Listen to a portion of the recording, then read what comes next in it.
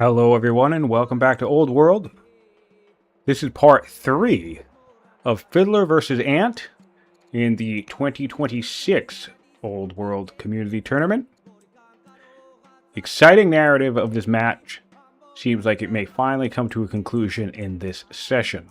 The Hittites have tried their gambit of roading all the way towards the central core of Babylon, while the Babylonian army remained fixated in the north. They skirmished. The Babylonians pushed back the Hittites with extreme prejudice, and now seems to be headed on the offensive. Be interesting to see if they do, in fact, intend to take the fight to their opponent. Does look like it. There's some decent scouting, decent migrating of units along the border. Onagers. Ooh, I like this. I like moving the onager and unlimbering as you go. Makes sense, just in case your opponent tries to do anything. He has decent spear protection. Let's hop on over to the Hittites and see what we can see. Yeah, decent zone locking on the part of Fiddler here. Not looking great. If we look at the military situation as well, the Hittites had a strong military advantage when they attempted to go for that gambit, and the Babylonians just smacked them back into the Stone Age, and now they're the massive advantage. I believe they're much weaker. No, they're just weaker. So this should be the conclusion of the round 1 match between Ant and Fiddler. Babylon versus Hittites.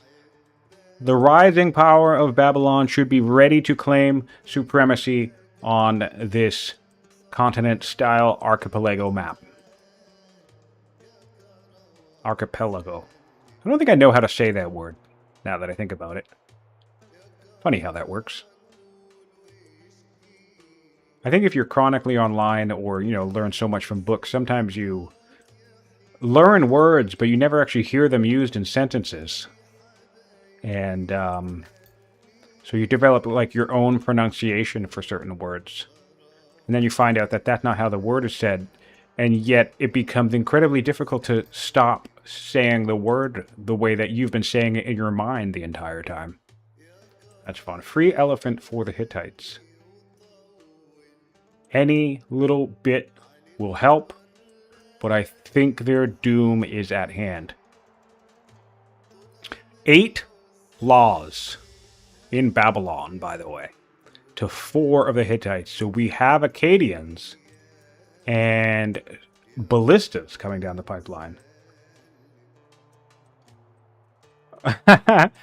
Bulmos, I love it. I love the question. But realistically, and full respect to Ant, I love Bulmos here. He says, so let's say we're the Hittite, what would the defense be? The defense is to surrender. To be honest. And the reason is because your opponent is stronger and erudite. You just spent all these orders. You probably missed the first half of this game, which is fine. But you spent all your orders roading, building forts, and making your really daring, by the way, assault on the Babylonian core. And I just showed the power graph. So if we look here, at that point, I think we were stronger. So after that battle, we went from stronger to weaker. And then the other thing we can look at, as long as we're familiar with the tooltips, because Ant is new at multiplayer, so I don't know if he knows how to see this information, but we know this information. We can tell that our opponent has 8 laws. They have onagers, and we're just starting to build onagers. So unfortunately, I think the Hittites are a bit screwed at this stage. I do think their attempt at assaulting the core was the best course of action, even if it was still a bad idea. Babylon was getting so far ahead with science and law timing, tempo, that it was literally just only a matter of time before they build up and build up. If we look at science graph, by the way, I'll just point that out. See, like, there's no competition here, unfortunately. There's 6,300 science in the tech tree for Fiddler compared to 2,500 for the Hittites. And so yeah, I think that last ditch, let's see if I can take the core while the Babylonians' army is in the north, strategy was the best play that the Hittites could make. So kudos for the attempt, but the execution, unfortunately, was not fully there. Too much straggling. I really actually think he had a shot. I think he could have taken Dur Athara at least. And then maybe if he took that city and threatened the capital, because most of Babylon's units were up north. But now I think it's just strictly a matter of time before this session ends.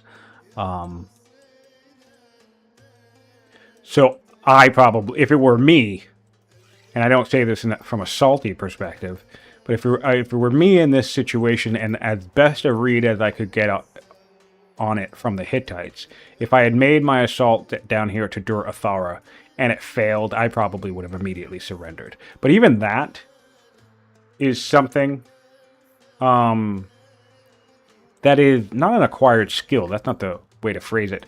But if you're new to the game, if you're new to the multiplayer experience, it kind of can be a little, it's less obvious to know when you've actually lost, and you know, or what to do, like if you have a chance. So I definitely don't want to discourage Ant. There's nothing wrong with playing, but I think he will be confronted in just a few turns here with the reality of his situation, because Fiddler is doing pretty decent movement here of progressing forward with his onagers. I suppose if I were the Hittites and I were going to do one thing to defend myself, and let's say the situation were a bit better. Oh, nope, never mind. Fiddler's taking care of this. But if you ever have an opportunity to take a chariot and take out an onager, so look how much damage would do to this onager, right? So this, and let's say a couple of slingers, could come take this out. In my opinion, if you're seeing this onager creep happening, and you have a shot to take it out with some chariots and a couple slingers, I don't care if you lose one chariot and 3 slingers doing it. Trust me, it's probably worth it. Because the last thing that you want to be, the last thing that you want to do is just allow your opponent to get, like, 1 onager is fine, whatever, but 5 onagers or more is a nightmare. So the last thing you want to do is let them get their onagers set up, and I'm very happy to trade a chariot and a couple of slingers to take out 1 onager, personally, depending on other factors, right? Like in this game, it's really, there's not much we can do about it, but I do like the onager in the back line. I think the mistake here, Ant, is that he's not on this hill. You want to move him up one of these 2 tiles, put him on this hill, because then that's going to increase his range. Right now, his range is this tile, right? So this onager can hit just these 2 tiles in front of the river. If we move him up 1, not only would we be able to just hit these tiles because we moved him forward, but we'd actually be able to hit these tiles because your onagers get an extra range if they are up on a hill. So being far back like this makes sense. Getting some spears around it will make sense. Maybe upgrade this guy, but you want to move him forward 1 and put him up on this hill to give him maximum range. And then also the other thing, if you are staring down the belly of the beast like this, regardless if the game is lost or not, or you are really trying to make a last stand and try to cling on, stop what you're doing with your workers and build forts. We are not seeing this happen enough in this game. But literally, both of these units, I would, if it were me, I would even stop building this mine right now. I would take this worker off this mine, put him up here, build a fort, and I would put this onager on top of the worker and wait for the fort to be finished. Because forts will save your life. We've seen it already in this tournament, but it is not a strategy that I'm seeing players utilize enough if they are on the defense. It literally, if you have the same type worker, it literally takes only 1 turn or 2 turns on a hill to build a fort. There's very little excuse not to just start forwarding up as you see a player creeping towards you for an assault. Because this is all, like, we have good scouting, right? And again, ignoring the fact that this game is pretty much resolved at this point. If it were a regular mid-game assault that we're trying to defend, and, you know, there's a more even footing between of us, you can see this happening. You can see the staging, you can see the onager, you can see the units in the backline, you can see it coming for you. So yeah, take your workers, start building forts. Doesn't matter where they go. Don't worry about adjacencies. Don't worry about, you know, oh, I was going to put my temple in that spot or whatever. You know, think about rivers, actually. That's probably the one thing you want to think. Forts behind rivers are extra good. But yeah, just start putting forts everywhere. Put forts right here. Put forts back here. If you can spare the orders in the stone, start forwarding up, because man, does it make it way more of a puzzle for your opponent. And let's think about combat, right? How often does killing a unit come down to the last 1, 2, or 3 damage, right? So if you build a fort on tiles that your units are standing on, you are creating a more likely situation where opponent is going to try a kill unit and they get stuck at the 1, 2, or 3 damage, and hopefully they don't have a slinger nearby to secure the kill. Chloris asking a question. This is a small map, and how many sites are there? There are exactly 10.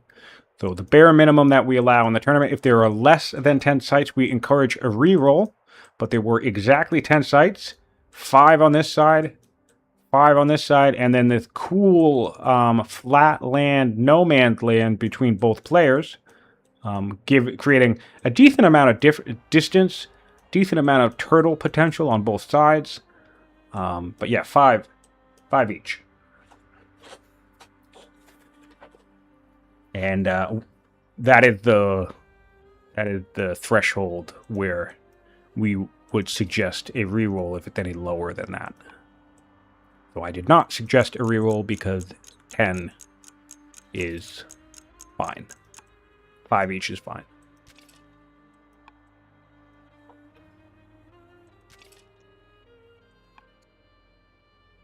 Yeah, stronger and erudite is a tough proposition when onagers are coming down the pipeline. Another thing that you could do here as Ant, if you're not familiar with, slam this button. We're talking about defense. We're talking about an emergency on our borders. You can spend 290 civics. We have 500 civics right now and 136 coming in per turn. Slam this button now, get another onager. In another 2 turns, you can slam, 2 or 3 turns, you can slam this button again with the next onager that you build and get another onager. So you're trying to build an onager in 7 turns. But with your civic output, you could probably have 2 onagers inside of 3 or 4 turns. Civic rushing, or any type of rushing, is incredibly powerful and super valuable. And even on offense, that's going to be the thing that makes you realize, oh shit, I can't lose this fight. Because as you do the reverse, where you started creeping down here, your opponent's prepping for the attack. They see it coming. They're rushing out units. They're building force. Although, of course, Babylon actually did none of those things and didn't really need to do those things. So, I mean, that sucks. But it's a thing, you know, prep time for your opponent is a very real big deal.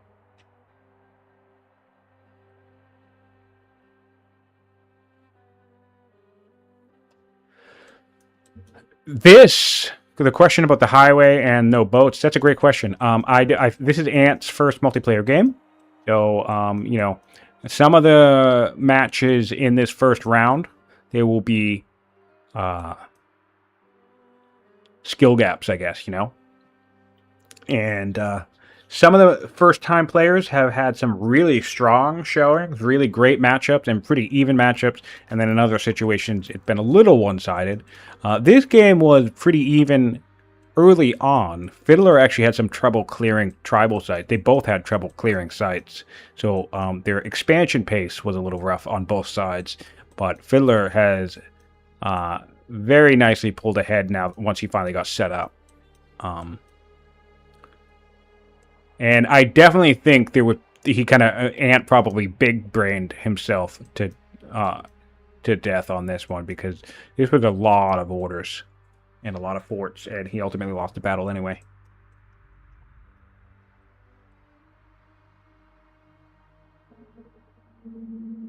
Yes, very viable strategy there. Chloris, civic rushing is amazing.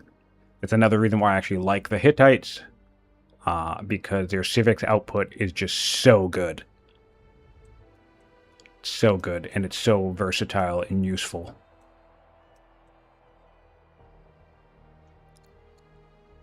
And the other shame here is that if we look at the map, is the Hittite has almost every wonder up to this point. So they've been wonder spamming. They've kind of been playing an eco wonder spam game, getting lots of points. They have 19 points to 12. So in theory, I suppose technically, I did say that this game was basically over for the Hittites, but I suppose technically if they kept up on this momentum, and are able to hold back this attack with onagers and stuff, in theory they could try to pressure a point win. Their economy is pretty decent. I think the Babylon economy is not as strong, question mark? Yeah, the Babylonian economy is not as strong. That's negative 37 stone per turn, negative 40 food per turn, only 32 iron per turn, compared to the Hittites that are making 151 food per turn, 66 stone per turn, and 121 iron per turn. So, I guess, even at this stage, however slight or slim it may seem, there is a narrow path for the Hittites. It will come down to defense, which is another reason why I want to see the Hittites fording up. Because we do not really know how strong a tactician Fiddler is. He kind of had an easy hand dealt to him attacking. In fact, you know what? The Hittites should have never attacked, now that I realize that there's a point went on. They should have just defense, defense, defense, and wonder spam. So early on in these sessions, I was kind of encouraging the risk of taking a gambit here. But you know what? This entire sector could have been forded by now if you ollie did. Every single road being spent down here could have been a fort in this territory, and just making turning yourself into an absolute porcupine for your opponent to break into. So maybe that was a misplay for Ant, and maybe he should have just kept on the wonder spamming train and just done everything he could do to hold his opponent at bay. Kind of play a little bit of a version of like a tower defense game.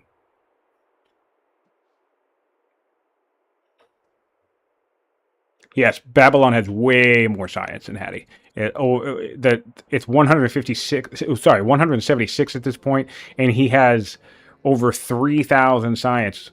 Actually, over 4,000 science in the tech tree compared to his opponent. But that's what's interesting about this game, because even in that scenario, theoretically,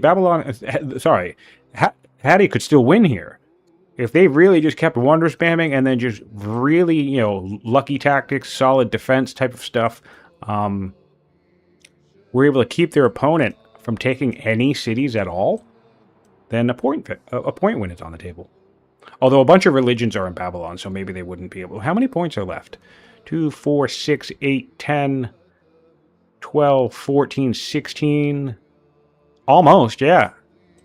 We have another point coming here. Yeah. If we got every remaining wonder except one, and all of these cities came to strong, I believe we would win off points. So that is something to think about in the future. Hittites have 20 orders remaining. Their workers in these cities are freed up. Really hoping to see some forts here. Forts are super underutilized, especially by newer players. And yep, we're going to go here. We're going to build a fucking... sorry. I'm trying to swear less. I still say shit and stuff a lot, but try to drop less F-bombs because I know some of you guys got kids. But, yeah, we're building a mine, and that sucks. Is this also going to be a mine? No, it's a 6-turn hamlet, because why not? Well, that's unfortunate. Yeah, so Ant, if you watch this, think about forts. Easy to overlook, but very powerful if you take advantage of them.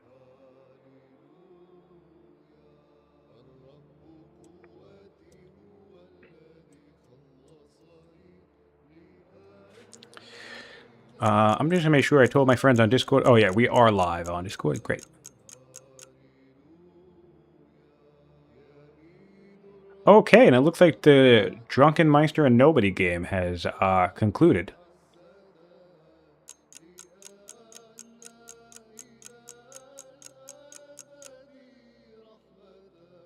Oh.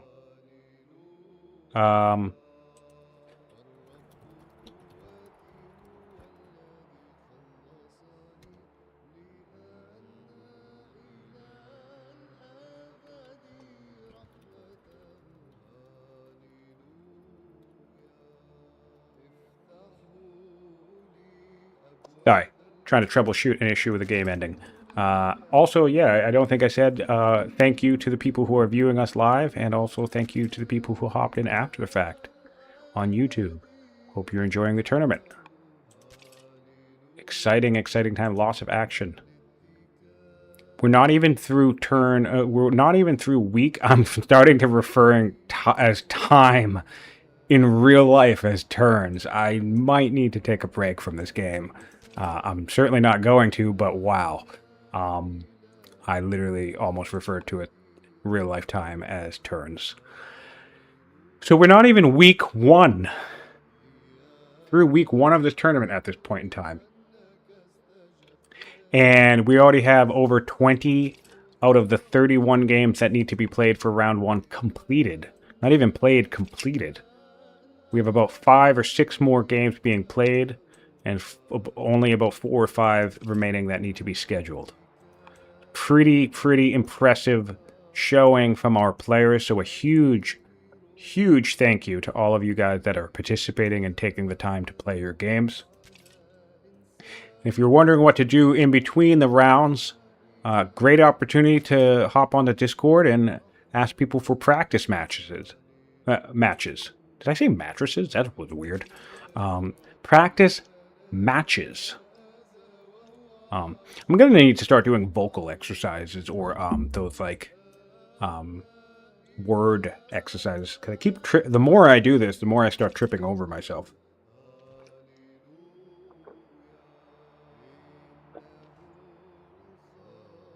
It's so true, Bull Moose, though. Like, I am literally half and half. And because of so much activity on Discord with, like, trying to troubleshoot things, even when I'm out in the real world, I feel like every half hour I'm checking my phone and trying to deal with something tournament-related.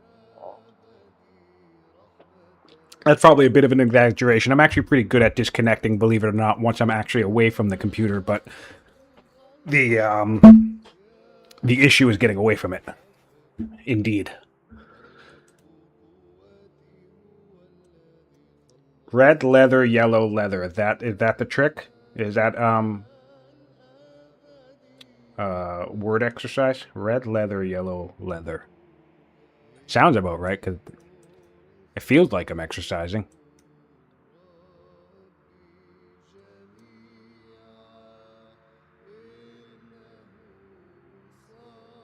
Yeah, see, Forts against the AI is super successful, and that's actually what taught me to start using Forts as well, because I used to play tons and tons of single-player games, and now when I look back on my playlist, my save games from the last 3 months, I think only 5 of the games were single-player games, and the rest of the billion games were all multiplayer games, so I've definitely transitioned to a full-blown multiplayer gamer when it comes to Old World, which is shocking to me, because I honestly had no desire to get into Old World multiplayer, but Alcaris was just too friendly to say no to when he wanted to play a game with me. So, gave it a go. Things went well. And that's the cool thing, too, is if you're not a multiplayer gamer and you're thinking about getting into Old World, multiplayer specifically. If you're new to the game, I'm sure there will be learning and you'll struggle in general. But if you've been playing the game a lot already, like you have a couple 100 hours or a couple 1,000 or whatever, but you just never thought the multiplayer scene is for you, the really cool thing is that the skills translate rather nicely. Like Purple Bull Moose played his first multiplayer games last season and did really well. Aaron and Klaus Koala had never played multiplayer games before. Not multiplayer games, but of Old World before. They all played last season for the first time. It did really well.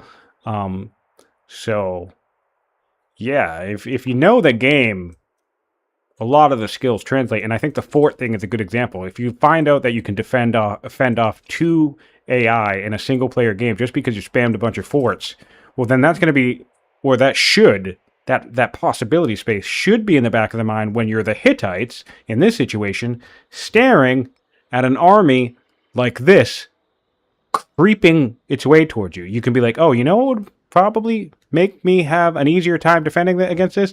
A bunch of forts. And so, yeah, that lesson you can learn in single player absolutely translates.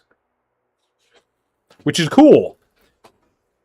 Because that was one of the reasons why I decided to take Alcaris up on his offer, because it kind of like, in Discord, there's lots of people who only play multiplayer. So when you start talking strategies or things you can do, there's kind of a bit of a disconnect of like what works in multiplayer and what works in single player. And being the passionate person that I am when I would come to debating people, I always kind of got this sense that like the multiplayer games had this like kind of attitude of, oh, well, that would never work in multiplayer. That would never work in multiplayer. So admittedly, once I finally did decide to play, that was something I thought about a lot, was this idea of like, well, people say doing this isn't worth it in multiplayer, but let's find out if they're right. And so I would do a lot of things that felt like, at least at the time, that they kind of broke the meta a little bit, because it was just approaching the game and very, very, very much with a single player mindset. But it actually translated okay. It translated pretty well. Like a great example actually there is I have no problem with piecing tribes, right? And piecing tribes has plenty of events that will help, give you new courtiers or a science boost or extra resources, things like that. And plus it keeps the raids off your back. But it was so common for multiplayer duelists to just declare war for the 6th legitimacy, and you can still do that, but then stay at war with tribes the entire time in a game. And it's like, there's a missed opportunity there sometimes. Not all the time. Sometimes you just clear the whole tribe and, you call it a day. But sometimes you don't always get the ability to clear the whole tribe. And peace is a very, very viable option that can actually give you good stuff through events.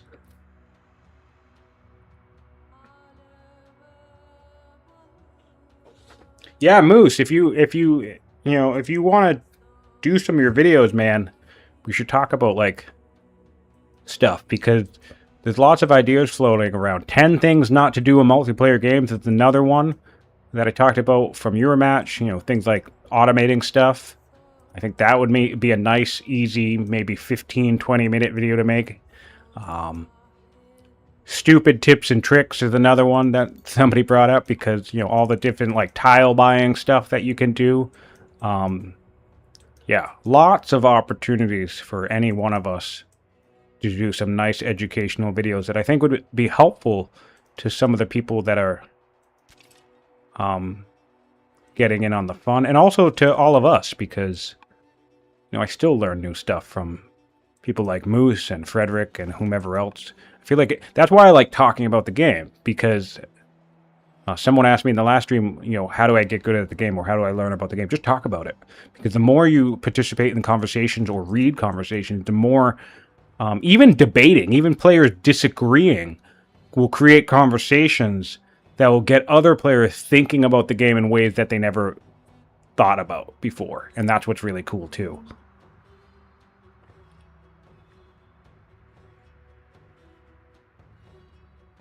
Video about Greece coming out tonight. Cool.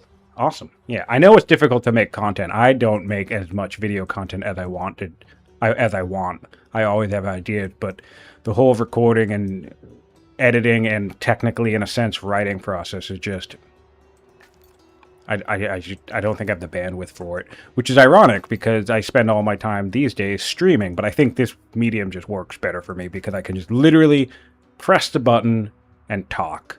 And I don't have to do any editing or very minimal troubleshooting and all that stuff.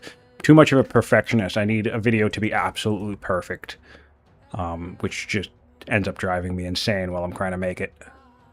All right, really, really devastating creeping here from the Babylonians. And I want people to pay attention to the way that he's doing this, right? He's doing a lot of this is one fatigue point. He's just moving a spear up, a line of spears up, keeping his onagers behind. One fatigue, maybe two for each unit, right? This is maximizing order efficiency. He's in no rush. He knows, especially in the case, because he knows that his opponent is now similar now. His opponent was weaker, but it's now similar, so that's something to pay attention to and keep on your mind. However, this is really the way to do it, because the other thing about this is once the battle actually starts, right, it puts the onus on the opponent to figure out, how to handle this. This is really difficult to deal with once you start creeping onagers towards your opponent. But then the other thing that's important is once the battle actually begins, you are at basically peak order efficiency, because the majority of the units that you actually want to use in this battle are already here, rather than going full fatigue with like 4 spears, having maybe like, let's say this block right here, these 3 spears, an onager and an Acadian up here, right? And then, because since we moved all these up here with max fatigue and we ran out of order, we have everything else like back here on these hills. That gives the Hittites the opportunity to attack, make a move or whatever, and then the battle starts, and now we're spending way too many orders moving things around. So this slow creeping is a little tedious, and frankly, when you're on the receiving end of this, it's absolutely infuriating because you feel so helpless, right? I'm sure the Hittites at this point feel so helpless in this situation. However, it's really the way to go. It's really the way to go. Like the owner, we did get the onagers up on the hills now for the Hittites, so nice move there. Also, I'm assuming we must have rushed to hit an onager out, or maybe it came from a different city, and this is still the onager we've been working on, because we do have a second one now, and I know it hasn't been 7 turns yet. So let's actually take a peek. Oh, we did. Previously done 1 time. Fantastic. Great news. Great to see the adjustment on that front. Still working on a hamlet rather than a fort, but, you know, can't win them all, I guess, right? Yeah, there we go. We'll split it. I'll stream and you make good content. I liked your Reddit guide. I was going to make a joke about it on the Reddit, and I'm still gonna, but I'm going to get around to it. It's really funny. But it's a very smooth step process for the Greek. Step 1, get laws. Steps 2, get pointy sticks. Step 3, kill everything with the pointy sticks. And then the most important thing is don't forget to bring things that can throw rocks at your enemy, because if you don't bring the rocks, then you're going to trip all over your pointy sticks. That would be my too long didn't read version of the Purple Blue Moose Guide to Greece. Laws, sticks, and rocks. That's all it takes. 6 turns on the lighthouse here. And yeah, just a slow march of doom from Babylon towards the Hittite Empire. Across the Gerbil Plain.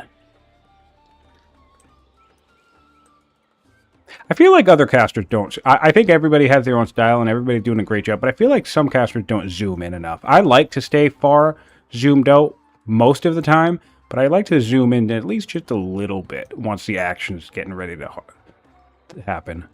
But that's just my preference. Maybe that's a little disorienting, though. I don't know. I've never asked anybody about it. But yeah, look at this. 1 fatigue each. Move, unlimber, spears. He's keeping the formation. Think about this. When you're behind, you're weaker. You're still getting set up. It's like, how do you deal with this? It just feels so inevitable. You feel so helpless.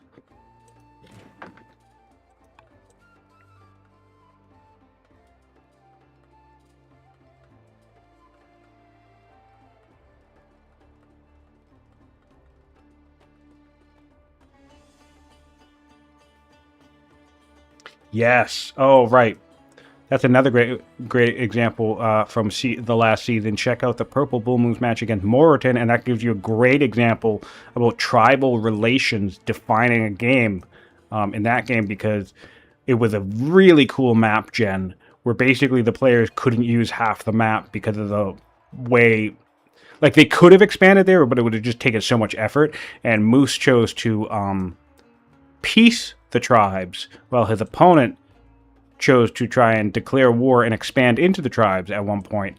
And yeah, it just resulted in a nightmare of raids and wasting orders and time. He did end up getting an extra city on top of Moose, but it was so time consuming, and Moose was just able to just sit and build up with his, you know, little core and do whatever he wanted. But yeah, tribal relations can define games 100%. And I think that can be overlooked sometimes because it can be thought of as more of a single-player mechanic, but it's really not, and so that's cool. Everything we need is in this region at this point. I mean, we don't have our 8 strength unit yet. We're just ballista spamming. Do we have any... Oh, we do have a citadel coming out here. What about anywhere else? We can only do a citadel in the capital. Any citadel in the capital yet? No. No citadel... Oh, no, yeah, we do. So, oh, we're building an 8-strength unit right now.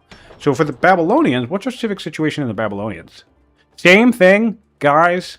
Really think about rushing, especially even if you're ahead, because we're getting 100 civics per turn. We have 728.5 in the stockpile. We haven't rushed anything yet. So look at this. Do you want a Cimmerian archer or Cimmerian archer in 6 turns, or do you want a Cimmerian archer next turn? You can save yourself 6 turns by just spending civics that at this stage we don't need. So this is going to be a way that you can close out those games quicker once you're fully built up and you know, you're ready to go crush your opponent. We did get... Oh no, this is an Acadian. Yeah, so rushing production, even with civics, super viable. Don't forget about it. I have my own video. It's actually the only video that I made that's on my channel. It's called, you know, I actually forget what it's called, but it's about hurrying production or rushing production. You can find it on my channel if you want to watch it. And yeah, it's all about how, I genuinely think that hurrying production is arguably the most powerful mechanic in this game. It's ridiculous how strong it is.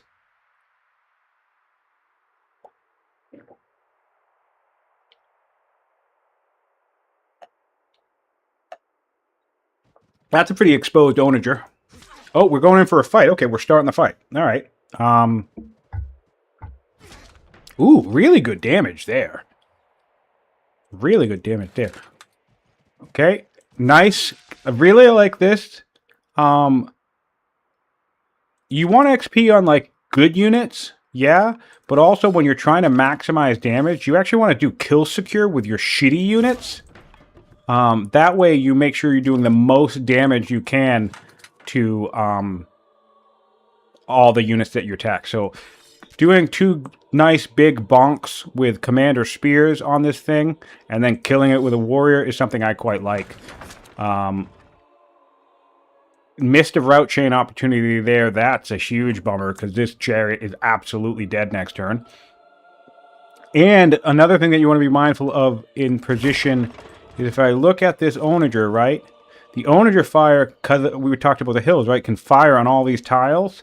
But what he accidentally did was he gave the, if you can see it because I can't move my mouse, these 2 tiles are not in the onager range. So he actually gave the opponent room to help attack and kill this unit without risking danger.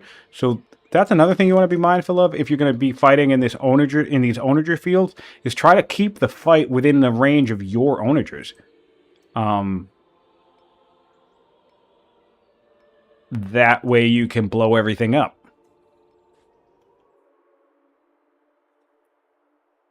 But otherwise, you know, I think there were some good tactical decisions here on the part of Ant. I mean, I really think this is a battle he's losing anyway, so it's kind of like a last stand. No harm with that. Get a little, you know, get a little bit of fighting in because that's fun. Also, the other thing about not surrendering to, especially for practice games, there have been games where I've been losing and I've just been said, hey, so can we play this out another, you know, hour or 2 or 20 turns or whatever, just so I can fight the fight? Because you can't really get tactical practice unless you're actually fighting the battle. So, you know, just surrendering in front of this massive force immediately, especially in a practice match, I think it makes sense in tournament matches because, you know, we're all, you know, the scheduling thing. But, you know, no issue with the fact that they're playing this out. But it would make more sense in that arena. But if you're practicing and you just surrender when you see this army, well, then, yeah, you're going to get no skill development of how you actually fight a battle when you're outnumbered or outgunned, because you can lose. You can win fights like that sometimes. Tactics matter. I lose fights that I should win all the time. I am not the greatest tactician. You put me up against somebody like Fluffy Bunny or Aaron, and I don't know how I keep managing to lose fights to those people when I have every possible advantage. I have orders, I have army, I have tech, and I go fight them, and they still win. It's just infuriating, to be honest. But here we are. So practice. Practice helps. There's a tactician on the throne, by the way, for the Babylonians, as well, as if they needed another. And it's Swift! As if they needed more advantages. I forgot about something. Oh, no, I didn't. Never mind. Great. Great, great, great. All right, so see, this is exactly what I'm talking about. We can put 2 spears in this, and then bonk it with an onager, and these spears are not going to get fired on. Which, I mean, look at it. We're basically, we lost 8 damage by positioning that chariot in the wrong spot. So that's unfortunate. Oh, on the nice side, on the bright side, our Babylonian friend was kind enough to bring us 8 damage. So never mind. Hum num num. Rock fire.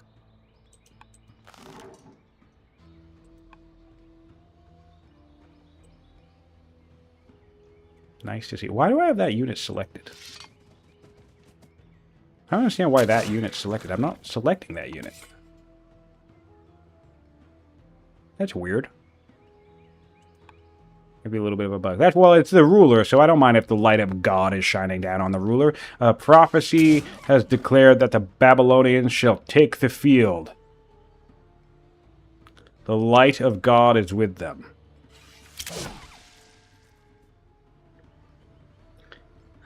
Letting your opponent kill you is practically gentlemanly.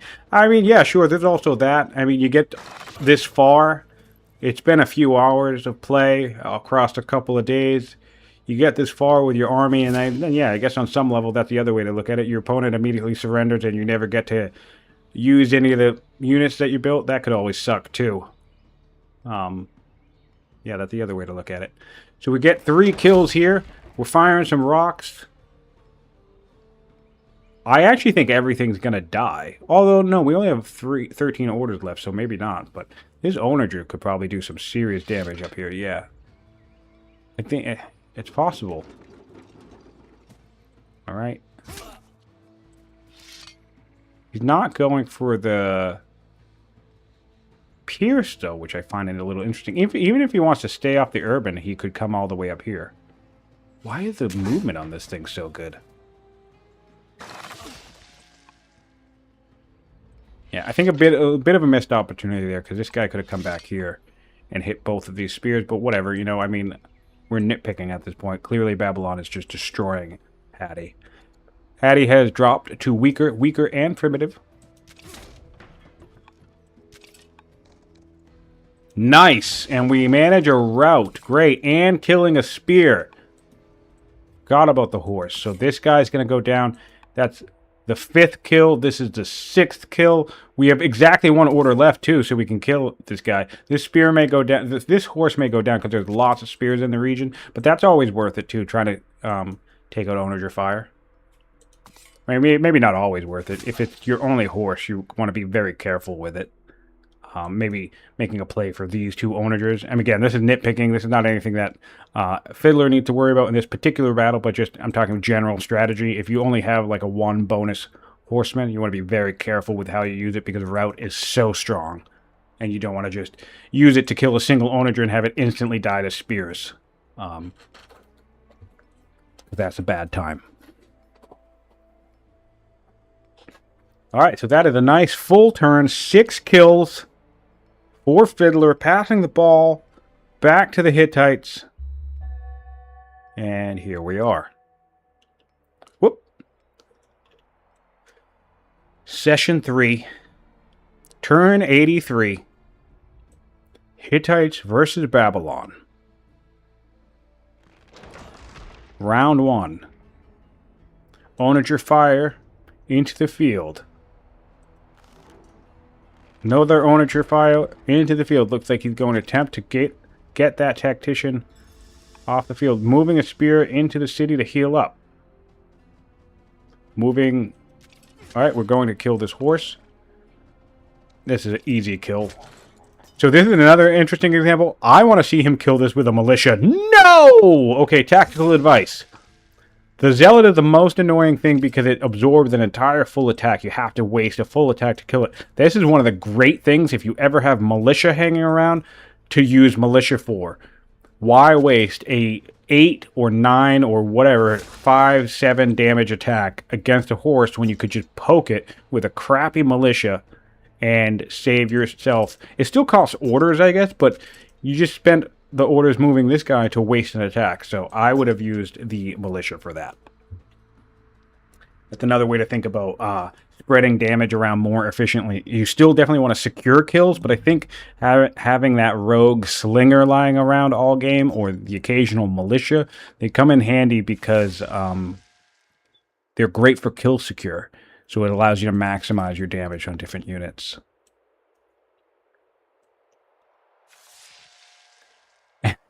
It's funny because I really am not the best tactician. There are so many people who are better at combat than I am. But here I am giving advice, I guess. Stompy Boy is ready. That actually might be handy. If we could get him back here to disable this onager, we could buy more time. More time for what? I'm not really sure, but more time indeed. Nice road network. The Babylonians connecting the road network that the Hittites built for them. This is another risky thing about roading towards your opponent. You should only... roading towards your opponent is very smart, by the way, if you're going to be invading them. But you want to do it with the confidence that you're actually going to win the fight, because if you actually lose the fight, this could happen, where the enemy army ends up invading you using the road network that you built.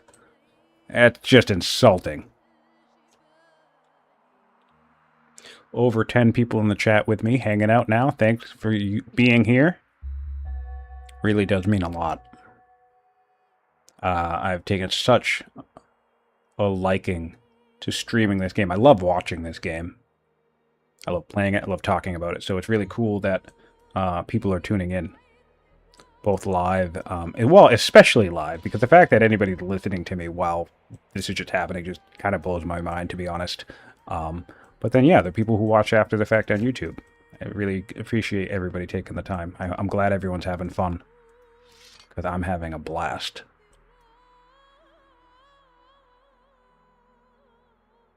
Oh yeah, we built walls in the city ages ago, so maybe that will come in handy. But really, I don't think there's going to be much of the Hittite military left next turn.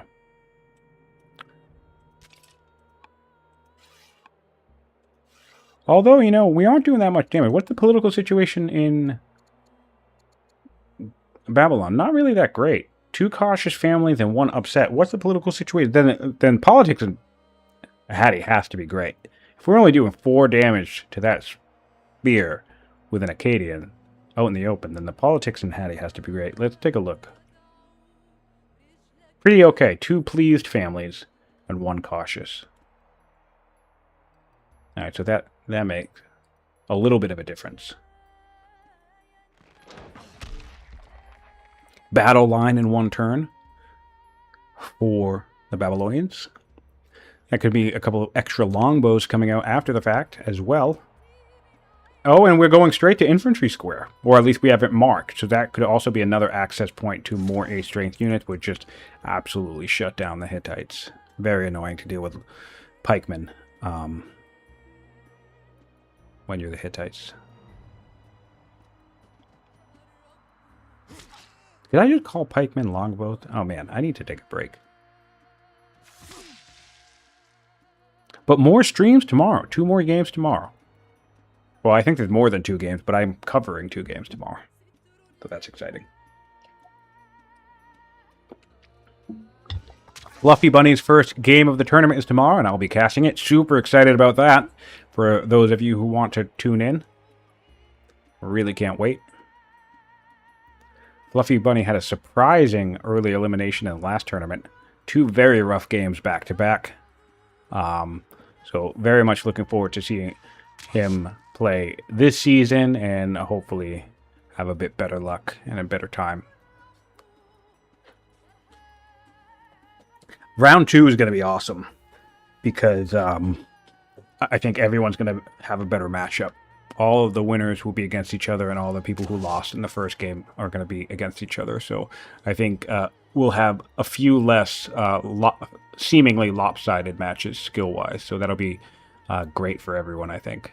Both for the players who are a bit more skilled, because they'll have like a better challenge, I suppose. And then also for the newer players, because they'll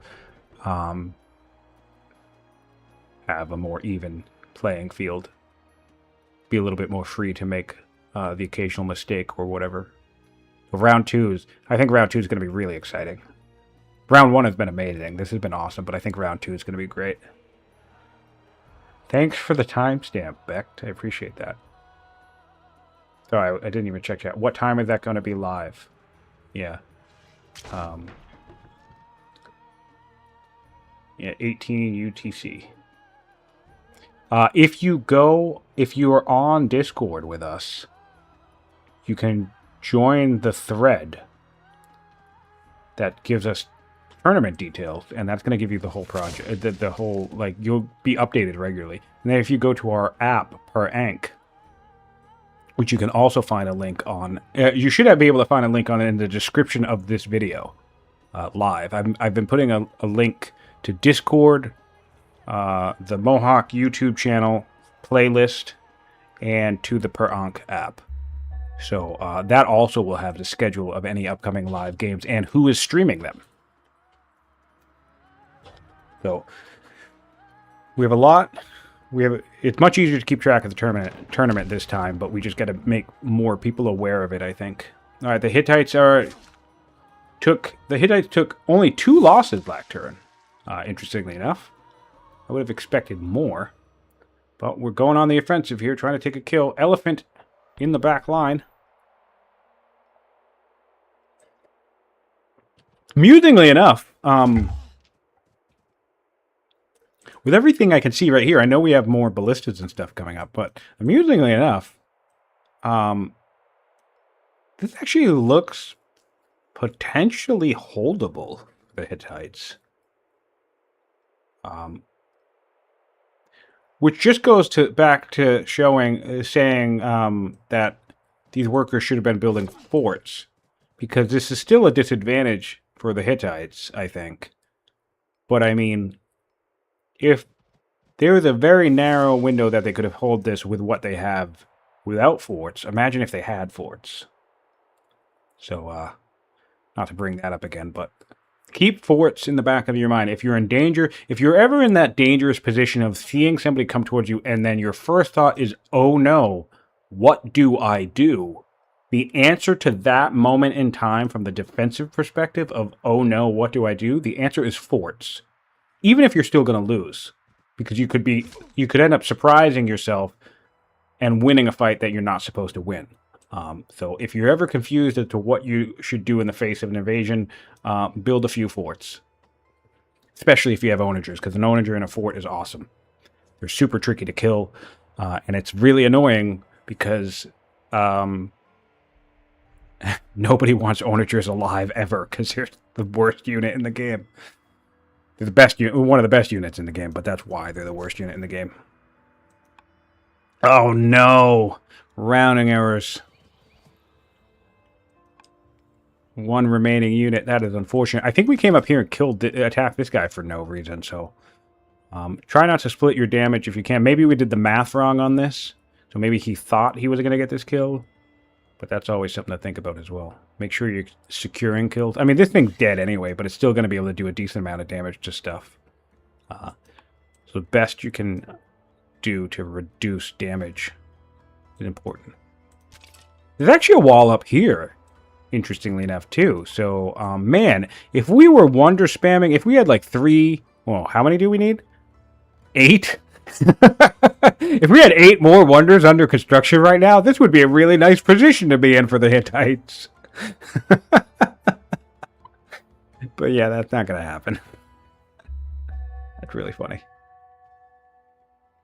Alright, battle line finished. So right now in this situation, I would actually take the free scholar. Why would I take the free scholar? Because I want to get 2 infantry square faster, or I want to get to one of the free Sumerian or free longbow cards. So I call this a cycle for the newer players. It's a tech cycle. Obviously, portcullis, scholarship, or even cartography at this point in the game would be better than just a free court scholar. But the useful thing of having these things pop up in the deck at moments like this is that they're essentially like a poor man's version of the scholar ability to cycle, the scholar archetype ability to cycle the deck and redraw the deck. You just spend one quick turn of research into this. You get a little bonus reward in the form of the courtier, and then you get to where you need to go quicker. All right, so the Babylonians are advantage. Another ballista in the field. This spear should go down. Oh, and look, excellent example. He's actually using this archer from all the way over here to make sure that he can kill secure this spear. Great example of trying to do your best to ensure that you kill stuff and not leave anything alive to do damage. Hello, Blunt Magic. Welcome to the chat. Thanks for tuning in. We're wrapping up this game, it looks like.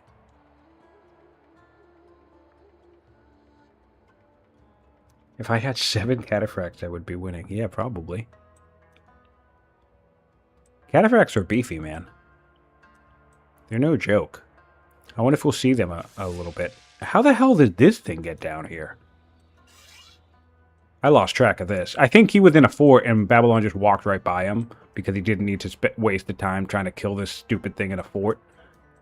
So that would make sense. All right, we're finally beginning to besiege Kusara, launching our onagers into the city walls.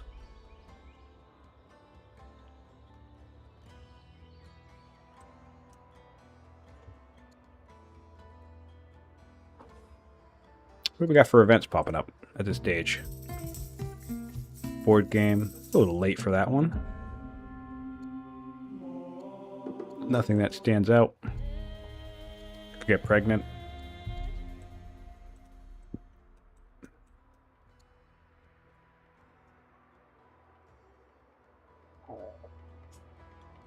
Could have put a chancellor on the throne.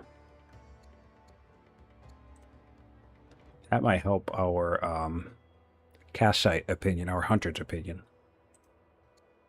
Looks like it just went up, though. It was lower as a moment ago. Probably from us clearing the events. We only have 4 orders left. It looks like we are, in fact, looking at events right now.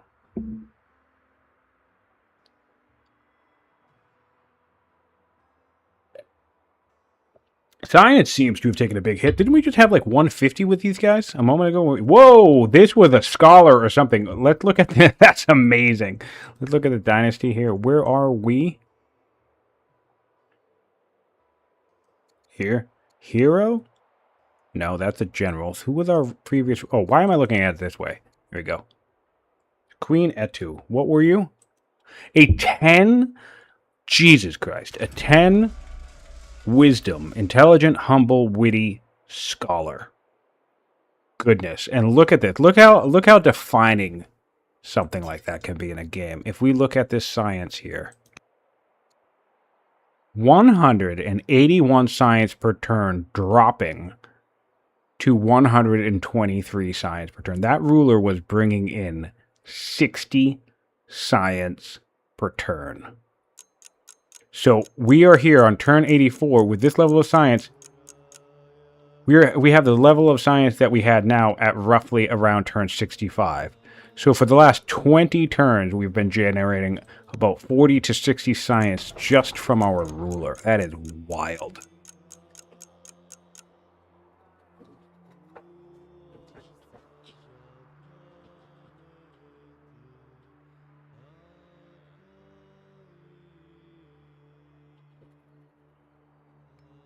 Thank you for being here, tourist. Glad you're enjoying the game and the stream. Yeah, tune in tomorrow for Fluffy Bunny. It'll be a lot of fun. I don't think I know anything about his opponent, so in fairness, he's a very skilled player, so it could be another one-sided match, but it could be a surprising thing. Like I said, he lost his very first game of the last tournament to a newcomer. Oro was another player who I don't think played any multiplayer games until last season, and he smashed through the tournament for quite a while. He placed pretty highly. So a lot of newcomers getting into the multiplayer scene last tournament. I think we had 30 players, or 34 in total, including substitutes. I think something like 18 of them had never played a multiplayer game before. And a whole bunch of them just absolutely kicked ass.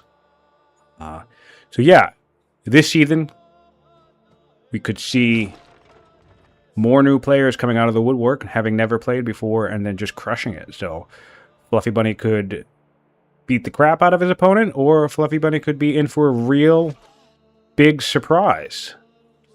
Hard to say. Hard to say. We'll find out tomorrow.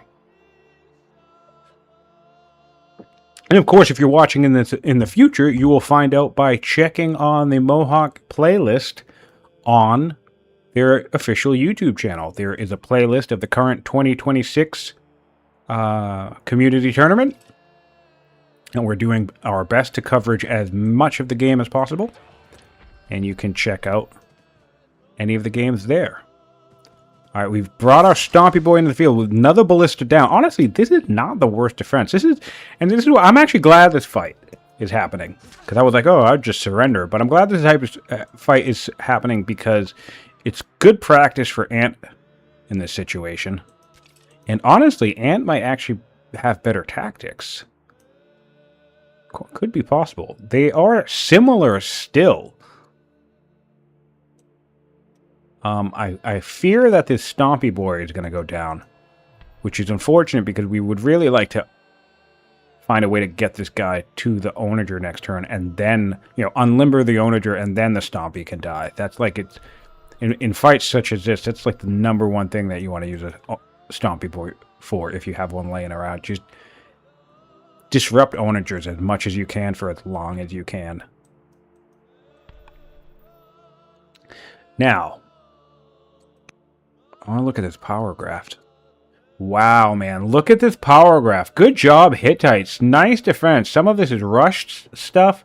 Some of this is upgrades, Onagers and stuff. Look at this, and then look at this. This is an incredible graph.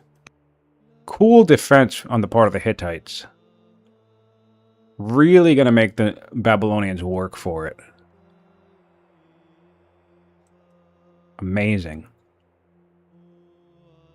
Amazing. Lighthouse done in 2 turns. Do we have the economy to start another wonder right now? I feel like if we could secure the Hanging Gardens, that would give us a nice lock on a potential point win, as unlikely as it is for the Hittites, just because the Babylonian economy still sucks. And the Babylonian economy, or at least it isn't great. And the Babylonian economy is largely going to be poured into military units. And those military units seem to as if they're just going to be cascading towards the Hittite front lines. So, if the Hittites could put down the Hanging Gardens, that's the cheapest of the available wonders right now. And then, every however many turns, chip away at the wonder pile while being able to defend themselves because they have the better economy. Oh, we're seeing more rushing. Love the rushing. Heavy chariot coming out. This is going to be a huge heavy chariot. We want to keep our eyes on that from the Hittite perspective. Can't wait for next turn. I want to see what... I mean, there's still lots of spears around, so that's unfortunate. How many spears in the region? 1, 2, 3, 4, 5. Jesus. Still plenty of spears. But if we can get around and take out an owner, that'll be clutch.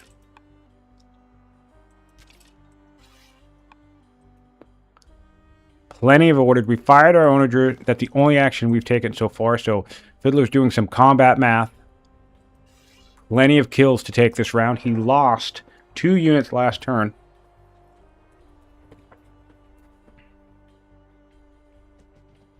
All right, looks like he's going for the Stompy.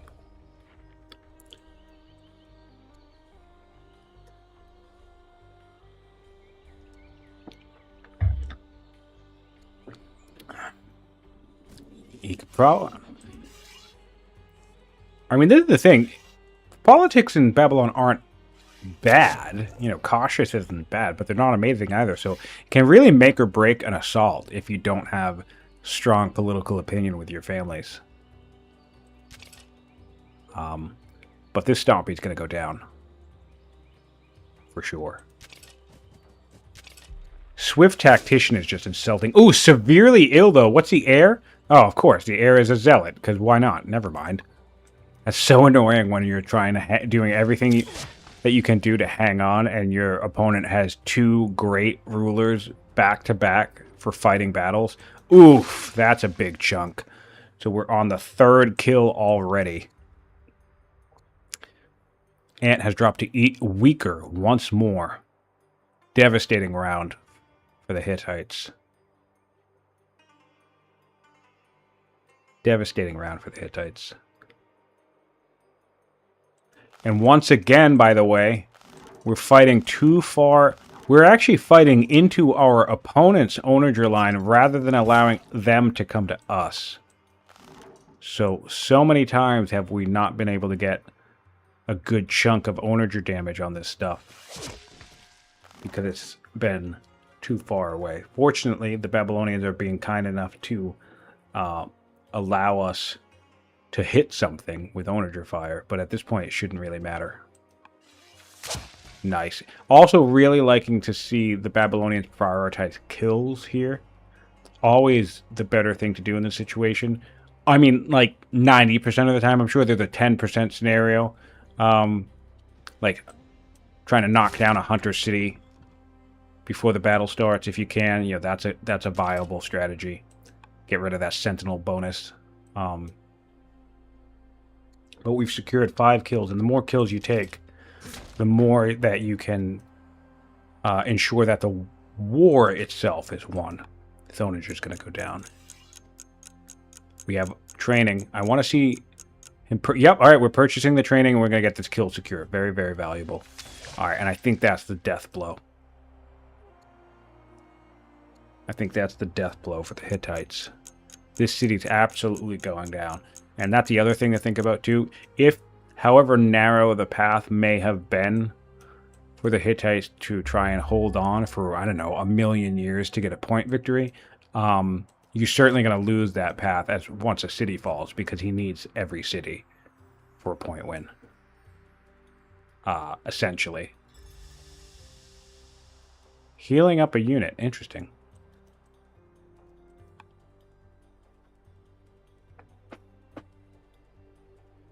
How many units remain on the Hittite side of the world? Let's find out.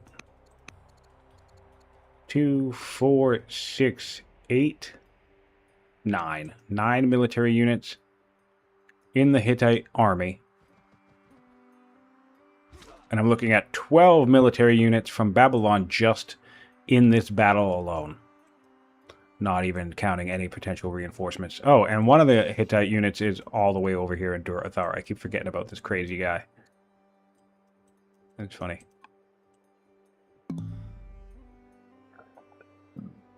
Excuse me. Coming up, try to kill some spears. That does make sense. Spears are the big threat for your... Oh. Ah, man.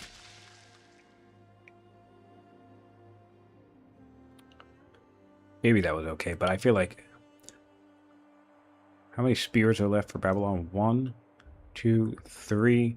Again, it's kind of pointless right now, but there's 3 spears left. I think I would do everything I can to hold the chariot back while I remove as many spears from the battle first. You know? Because we have lots of units bunching up, right? So this could be a potential route chain. And I'm just talking general tactics, by the way. The Hittites are not winning this fight. We're just thinking about general ways to... Oh! Consider... Whoop! Okay, going for an archer. All the way back there for an archer. That's fascinating. I still think the spears are higher targets at this point. If you remove all of the spears, we only have 1 chariot here. We have another one coming up from up the north, but I mean, like, if we civic rush it, we don't have the civics. We might next turn, though. Yeah, so, oh man, I love this game so much. I can't believe how much I love this game. It's constantly satisfying. Every battle is a puzzle. So many great, interesting decisions, so many overlapping mechanisms, and this game is just... For my money, this game, one of the greatest games ever made. I think I'm going to play this game for a very, very long time. I've already been playing this game for a very long time, but I just love this game so much.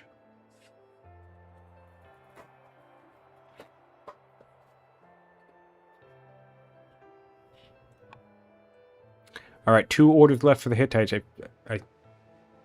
How much damage are we going to do to this city? Not a lot. I mean, I guess these walls are kind of putting in work, but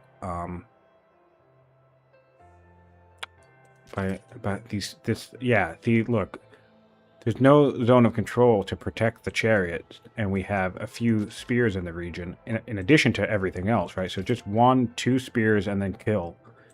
So we just basically threw that chariot away for 1 kill. If you're really doing a desperation move here,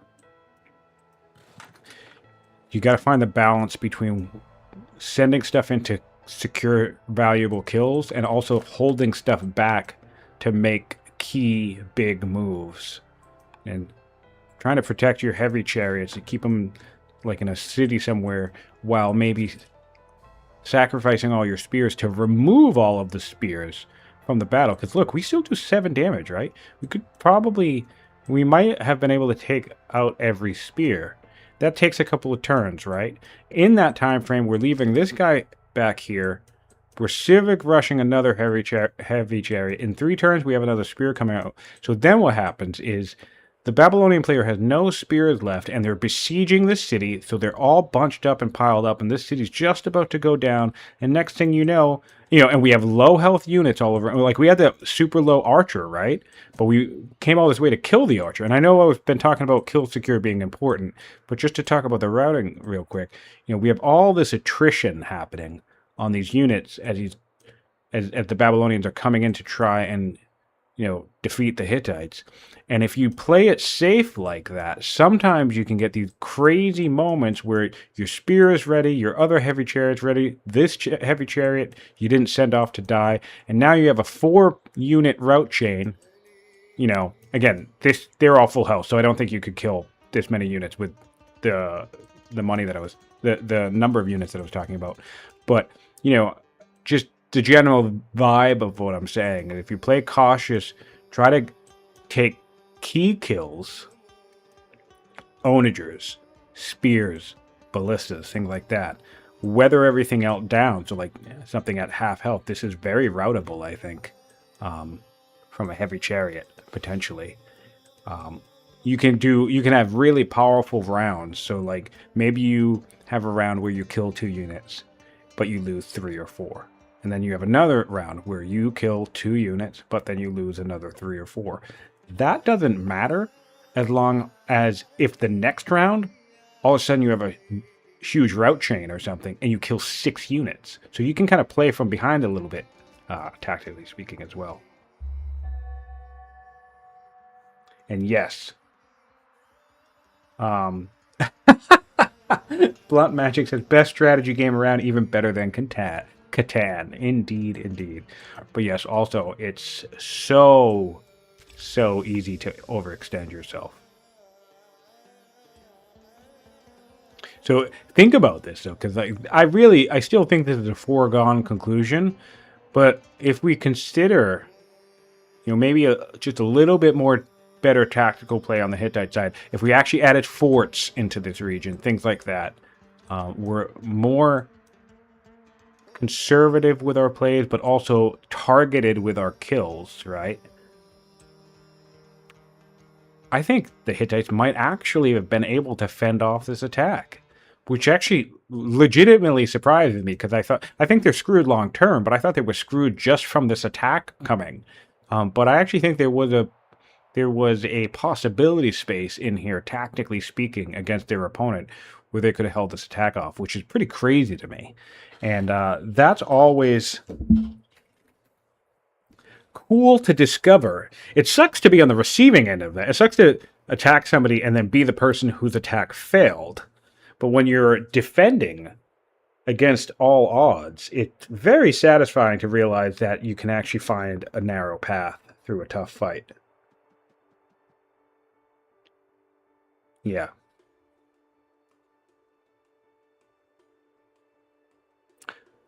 Well, man, speaking of, I don't know, weird stuff, I don't know. Yeah, I don't know. We're getting...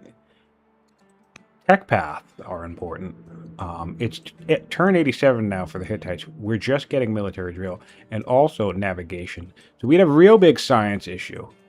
Having machinery actually is saving the Hittite life, or certainly at least helped. So nothing wrong really with having machinery, but we had a science issue this game. I still think we have super low science, right? Yeah, 56 science on turn 87. And we had like 20 to 30 science all the way up until turn 50. So super behind in science. Need to work on that science game. And Ant, feel free to hop on Discord and ask people for tips. Like, how do I get good science? And stuff like that. You get tons and tons of resources from people. They'll either just tell you directly or maybe they'll link to, I don't know, some purple bull moose stuff. Rushing out an onager makes sense. I think I would have preferred the heavy chariot at this stage in the game. There's only 3. Oh no, I mean there's 4 spears in the region. No, now there's now there's 3 spears in the region. But yeah, see, if we had gone to kill the spear instead of the archer, because that's the other thing, the archer is routable, right? But the spear is not. So even if the archer hung around with only 1 health, he might have retreated it to heal it up. But even if it hung around with 1 health, well, that's a kill that we can just take with a chariot and keep on killing. We can't do the same thing with the spears. So I really think the priority target in this situation is spears. And then probably onagers next. Or onagers first. Like, if you have a wide open path to take out an onager, then yeah, take out an onager. That's fine. But spears are the next most important thing to kill, I think. We actually have spears coming out next turn, which is great. I think what he should do, which I'm surprised he didn't to begin with, he's using this build queue, this city, sorry, to protect the spear. And he really should get an onager in this city, because then this onager would have guaranteed fire on this entire battlefield and or force everybody to come in closer. So if he had an onager in here at the start, when they had the 2 onagers up on the hill, that player has a very difficult decision, because this onager can fire on everything. And then if he moves up to try and protect himself from that onager, well, then he's going to put him in the way of 2 other onagers. So onagers in cities is always a thing that can help.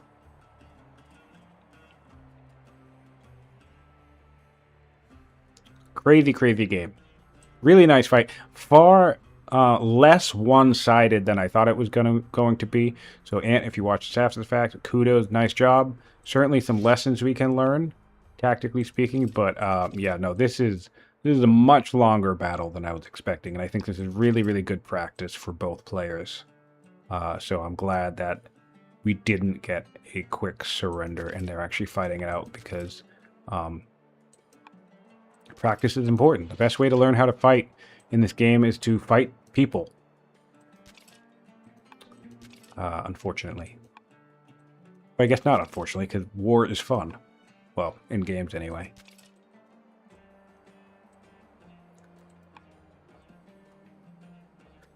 How long has this session been going? We've been going for just over an hour. 1 hour, 18 minutes. Yeah, so this should probably wrap up in the next 45 minutes. Nice 2-hour session. I think that makes this about a 6-hour game. I think each session was about 2 or 3 hours. Not too bad. Especially for a less experienced player. I think the more experienced players have quicker games, and the less experienced players tend to have longer games, which is totally fine. It makes sense.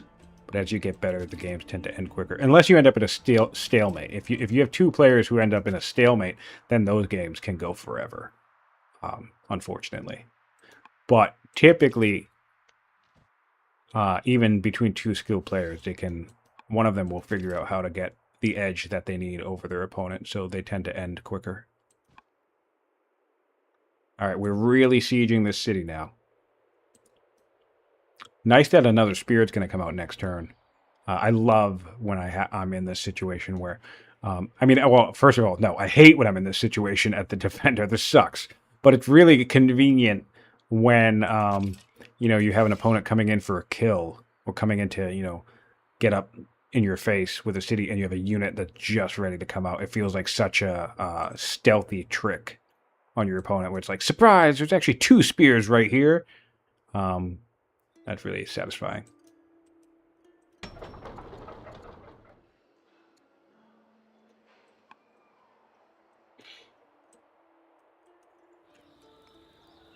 Oh, we're actually building a stronghold up in our capital. The capital of Funky Town. Well, that's another issue we had in this game. Ambitions for this player were a bit rough. They had a really, really bad ruler on the throne, too, at one point. They had, like, an insane ruler that was something like -5 or -4 wisdom. Really put their science in the gutter for a while. So I've said this in the previous sessions, but I'll reiterate it real quickly for anybody jumping around at all these videos and catches that. If you have a terrible, terrible, terrible ruler, don't hesitate to just abdicate and get rid of them. If you, especially if it's science, if you have a ruler bringing down your science by like 10 points, just abdicate. It'll be better in the long run to just get rid of them. And unlike things like bypassed or whatever, they normally won't come back to mess with you. They'll just be out of the picture, which is really useful.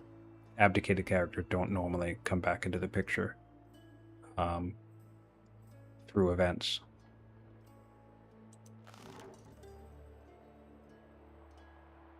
I don't know why we keep healing this unit. This is wrong, though. I will point this out. Sitting in a city that's getting poked and healing constantly is wrong because you're basically locked down the unit. And also by sitting in the city and having the city get peppered, you're just going to keep taking damage. So maybe put an onager in here so you can do stuff like shoot stuff.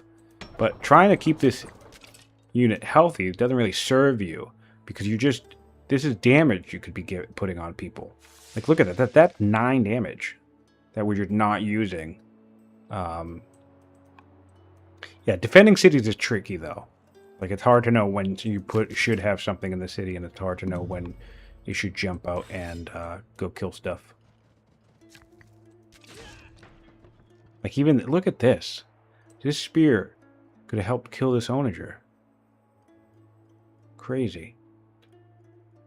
I don't know that it would be able to reach, but maybe. Another spear coming out next turn. Oh, this was spawned on the Shrine of Tarhun directly into zone of control. That sucks. Our fresh new spear was really put in danger there. That blows, man.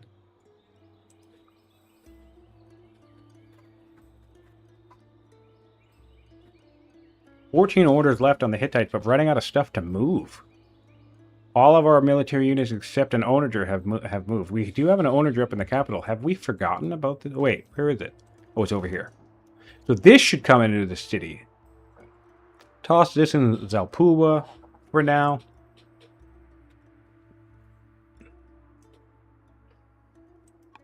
Oh, excuse me. Forgive me. Apologize.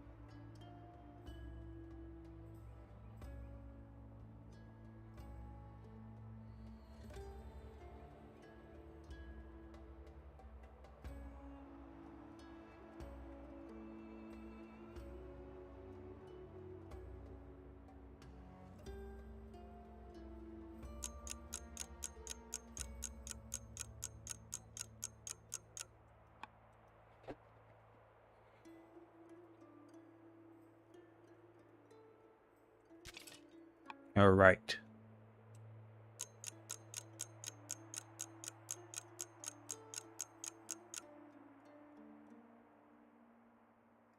Looking pretty good for Babylon.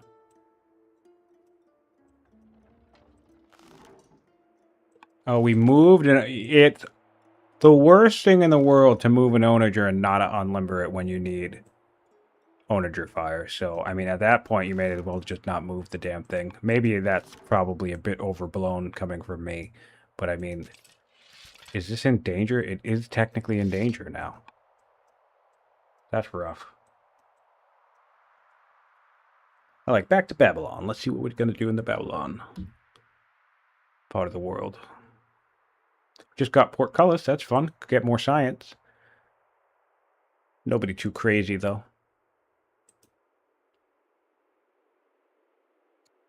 Stirrups could be handy.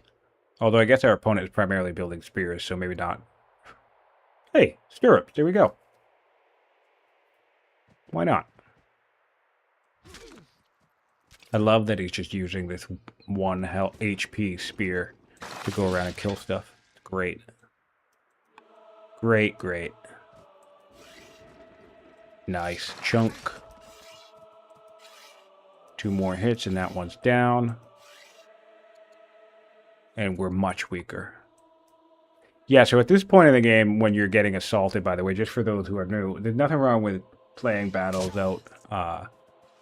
But it does eventually reach a point where, and I don't mind that if we see a couple more turns, but if you're much weaker and primitive to an opponent who has a city at half health with their army in the region, that's pretty much GG. Every now and then you'll get a moment where the wrath of God will smite your opponent and you'll have this Hail Mary thing. So if you have a plan in the back of your pocket, like you're waiting on a tech card, or you're waiting on a unit to come out, or you have like this situation, or maybe like a general that you're thinking of, like an archetype swap on your ruler. Nothing wrong with hanging on for a few more turns to see if you can make that epic play. Absolutely. I do that all the time. There are plenty of times where I played out games that I knew I was losing just because I wanted to try some quirky strategy and to see if, I could get that Hail Mary.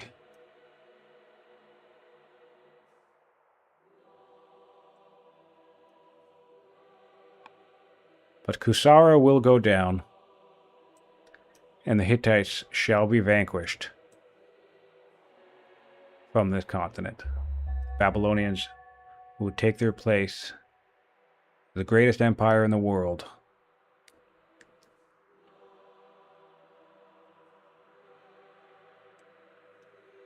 One more spear for the Hittites, 2 onagers out.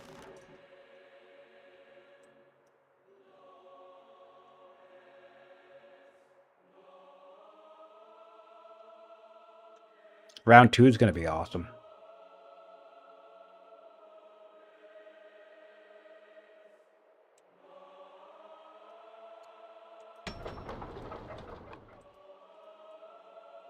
Round 2 is going to be really great.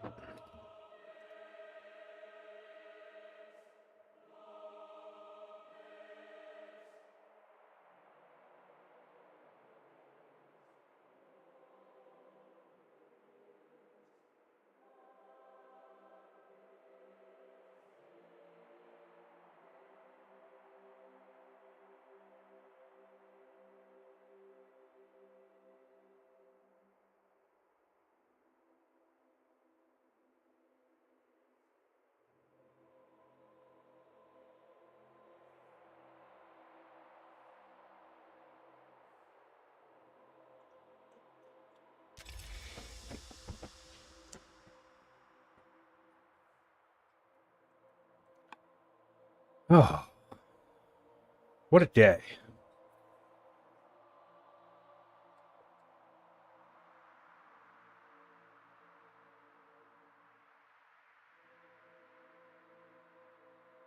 What a day. What a great game.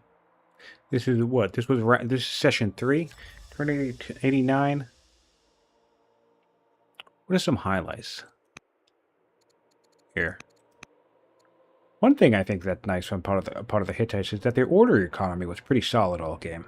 I'll give that to Ant. I think he had a really solid order economy. Of course, Babylon tends to struggle in general anyway, but even up to this point, you know, with the advantage that Babylon has secured at this point in the game, like such an incredible lead, they don't really have a remarkable order economy at this stage of the game on turn 89. So the Hittites, despite their disadvantage, has kept up on the order economy, which is really something to be proud of because orders can make or break these end game battles.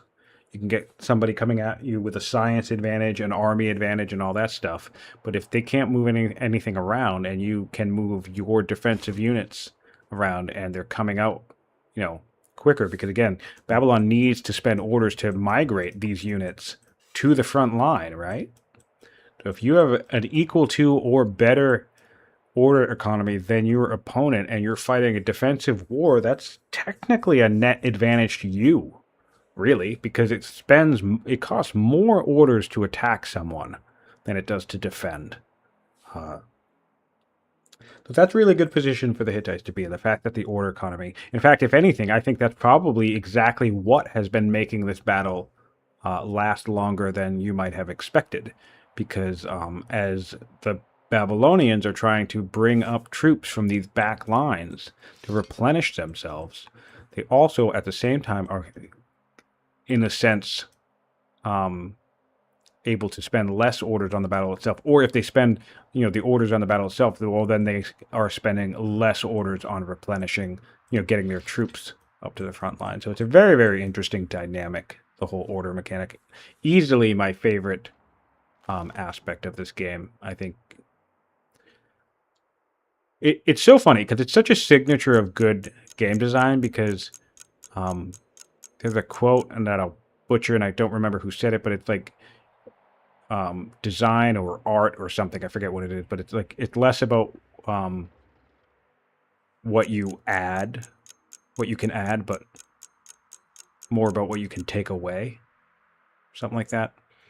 And I think this is a great example. I think Old World in general is a great example of that because basically compared to the Civilization model, this game took away our ability to move units and, you know, do other things. Like, obviously, we can move units, but, like, by limiting that action to, like, 10 orders, 20 orders, 30, or even 50 orders towards the end game, we are ultimately have lost the ability to do everything with all of our units, which has been a staple to this type of genre for like 30 years. You can always just move your scout, move your warrior, move your workers, do all this stuff. You can just do everything. So, really, really smart. Even though limited action economies have been part of gaming forever, it's not like Soren Johnson reinvented the wheel, but he put wheels on this old car, and boy, new wheels on this old car, and yeah, it does it drive better in my opinion. Alright, Kusara is falling. Let's see if it will fall this turn. Looks like we're close. We do have a ballista in tow. Nice. The walls are down. The ballista can come up and chunk this spear. We're going to have to take out the spear and the worker to collapse the city. Unfortunately, the Hittites are making us work for the satisfaction of this victory. We have another ballista to wipe out the spear. They'll leave the worker in place. We do have a spear. All right. Okay. Yep. We have plenty of stuff. We can do this.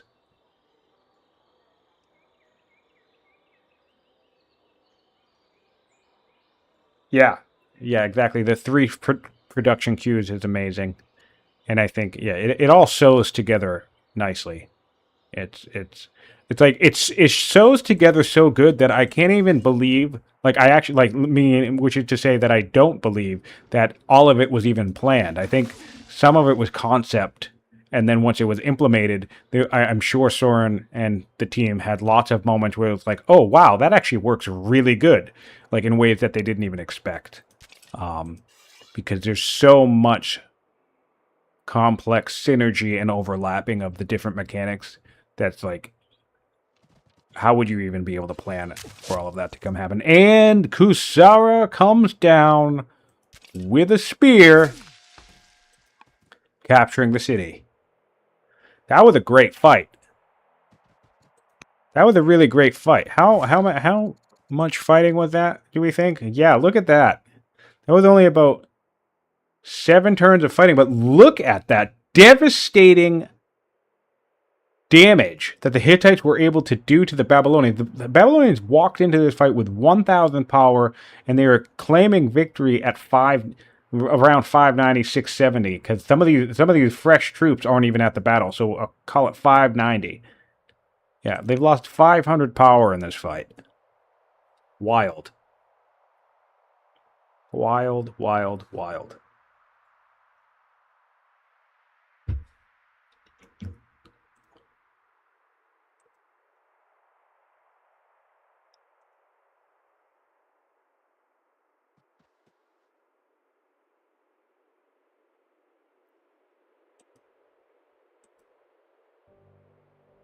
Wild, wild, wild.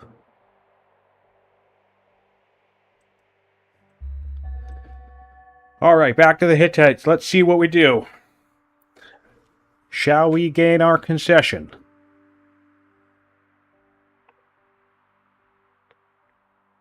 "23 orders."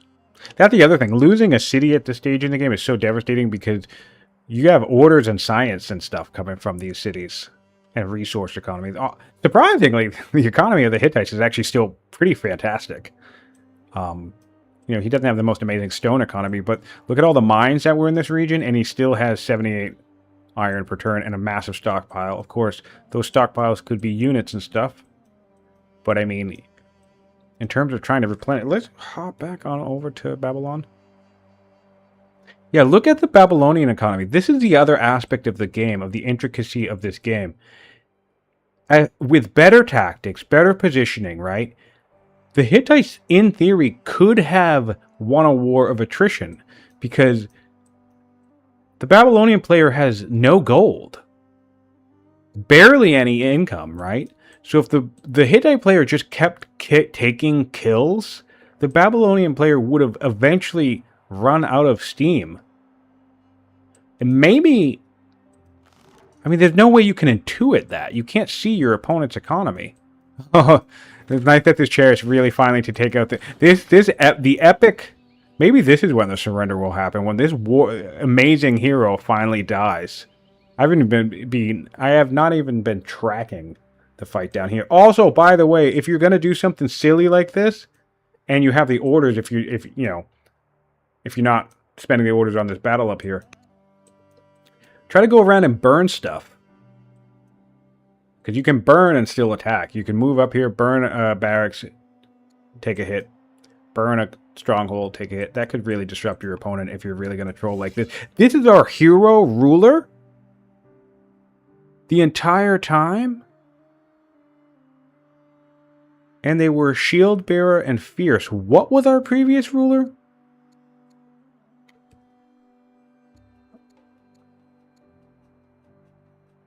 A warlike orator. Oh, wait, no. Yeah. Oh, no, it's a regent. Sorry, it's a regent. Okay, never mind. Can't really control the regents taking control. All right. Wow, we got a nice kill. We actually got a kill. Crazy. Still think, all right, we have a heavy chariot coming out. Hopefully we'll get a cool route if we keep playing. Because there's only now 2 spears in the field. Crazy. Crazy. Although now there's an 8 strength unit showing up, so that's kind of a deal breaker. But yeah, man. Totally a world where I think Babylon could have run out of steam here. And we've seen that. We have seen that in the past. We've seen that in the first tournament. I actually think in the round 1 games, too. We had 2 players who were relatively even matched. And it got to a point where the player with the advantage, who had the stronger army and stuff, his opponent fielded such a successful defense that the attacking player just kept trying to hammer his way through the defense and kept losing units, and it eventually got to a point where his economy was so atrocious in the long term that once the tides turned and all the units were dead and the opponent started taking the fight back to him, the player who was in the stronger aggressive position actually got to a point where they could only build militias. They literally could only afford militia. So it was like a war of economic attrition. So it's certainly possible to win through that avenue as well.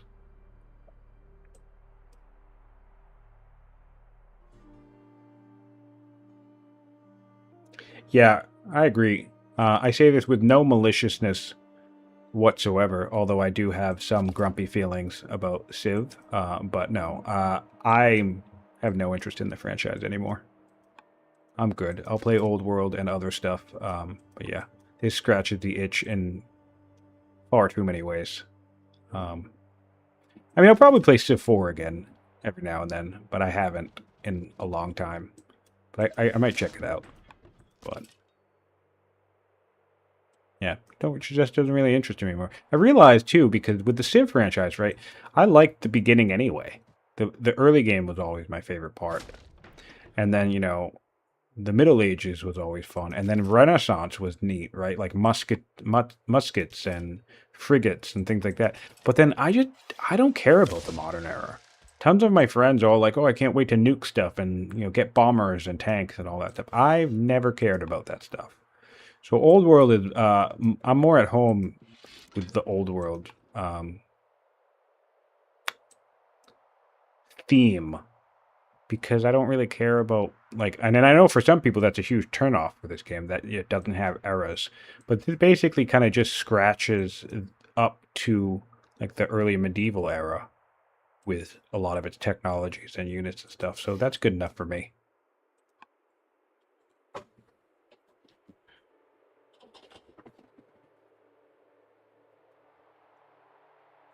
All right, we took out an onager. I mean, we're definitely going to lose a unit next turn.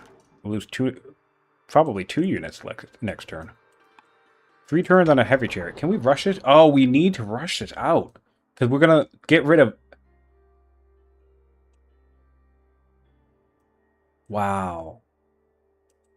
It could be possible that 0 spears will be in the field shortly. Although we're building 1, we're building 2, so just in time for us to potentially wipe out all the spears. The Babylonians' spears will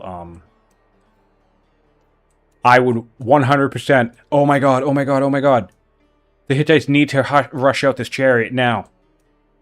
They need to do it before their turn comes on, because if you come up here, I don't know if he can force march to this distance, but if he comes up here and is able to strike into this onager, he'll kill this spear with circle anyway. I mean, I don't know what other damage he'd be able to do, but if, I don't know, route chain, ha!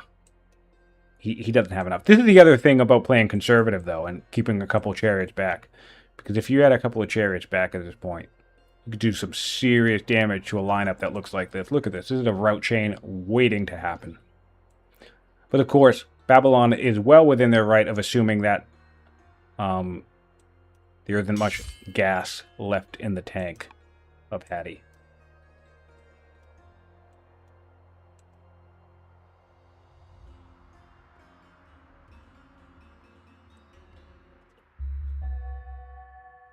Yeah, I used to play Civ on marathon speed a lot anyway, because I didn't want the game to pick up so fast. Although that's another thing I like about Old World, is that I always felt like Civilization is like a 500 turn game that only actually takes 300 turns to win, but yet you feel like you're done with the game by turn 200.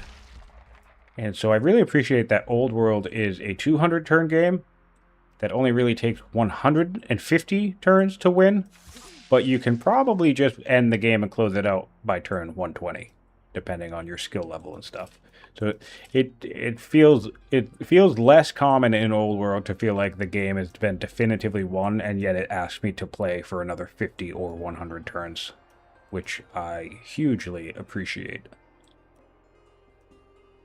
Because that was always I always felt like I could tell if I was winning a game of Civilization in the first 100 turns, right? But if you think about that in the context of Old World, if you can tell that you're winning a game of Old World in 100 turns, well, then that means the game is probably going to end on turn 120. Because there's really not a lot of overlap there between, you know, the assured victory state versus the actual victory itself. And I think that's really good. At least in my experience, anyway.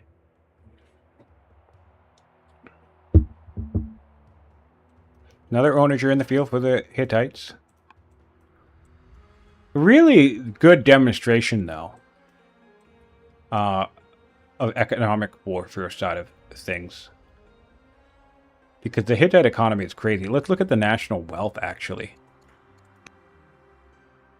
22,000 wealth in the Hittite nation versus 5,000. So if we could just get like a concentration of momentum and a really big win in the field, that does create an interesting proposition of this idea of like, could the Hittites stall out Babylon and then get themselves into a position enough to even be able to push back if Babylon doesn't have the economy to build units to protect themselves? Realistically, that's super unlikely, but the path to something like that does exist in this game. It's really interesting to see it kind of on the field right now.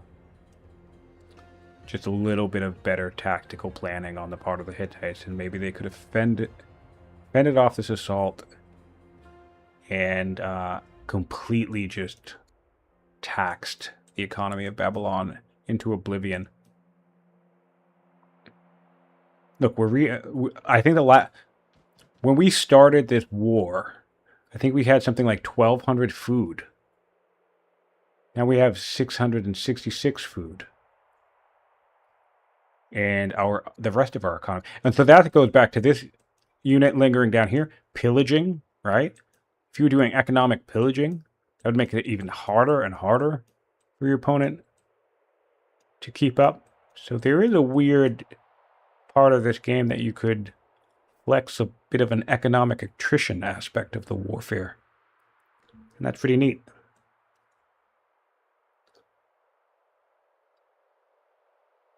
I would love, we did see a game like that last tournament, but I would love to see a game like that this tournament where ultimately a player wins just because his economy was better.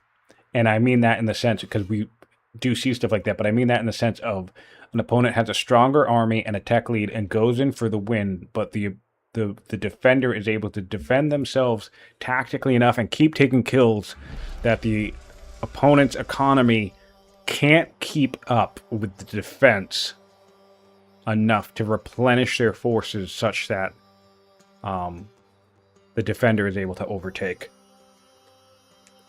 That'd be really cool if we see something like that.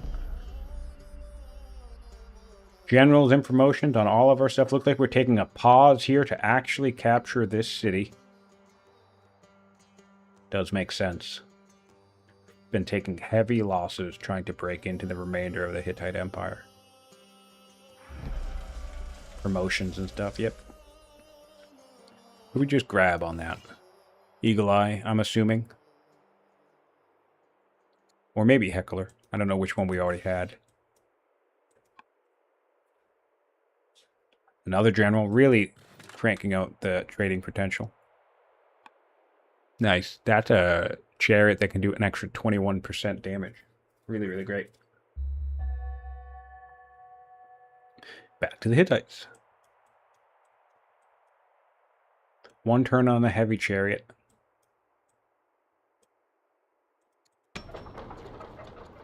He never imported horses. He could have been building heavy chariots from down here as well. Don't forget about this important stuff. I really think this is now the time for heavy chariots. Only 2 spears in the entire Babylonian army at the moment, one of which could very easily get killed by circle. So you don't even need to attack it. You just attack something else. Circle's super useful once you're really in the thick of things.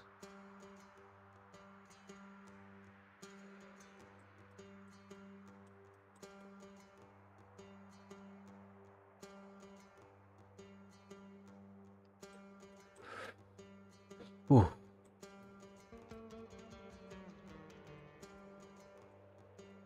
Unfortunately, I do need to step away for a moment. My apologies. So if this happens to end while I'm not looking at the screen, I will apologize, but it does look like the Hittites are interested in sticking this out for a little bit longer.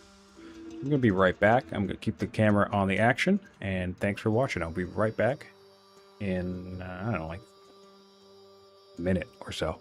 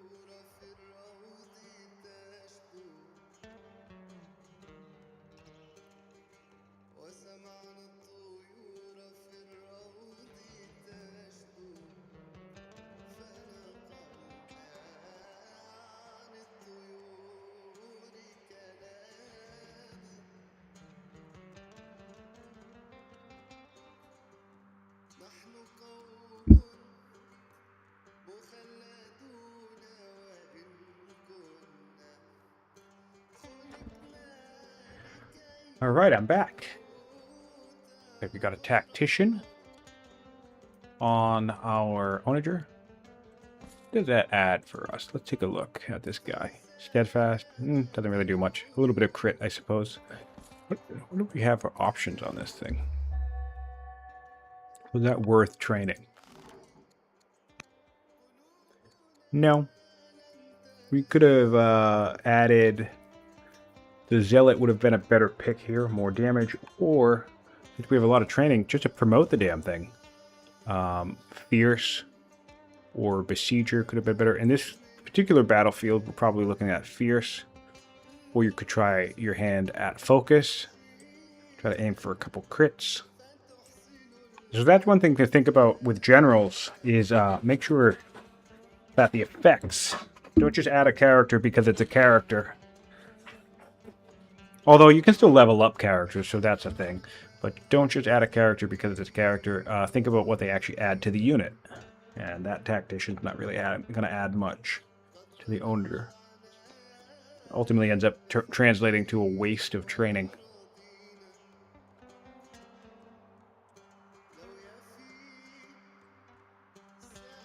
On the Babylonians' turn now.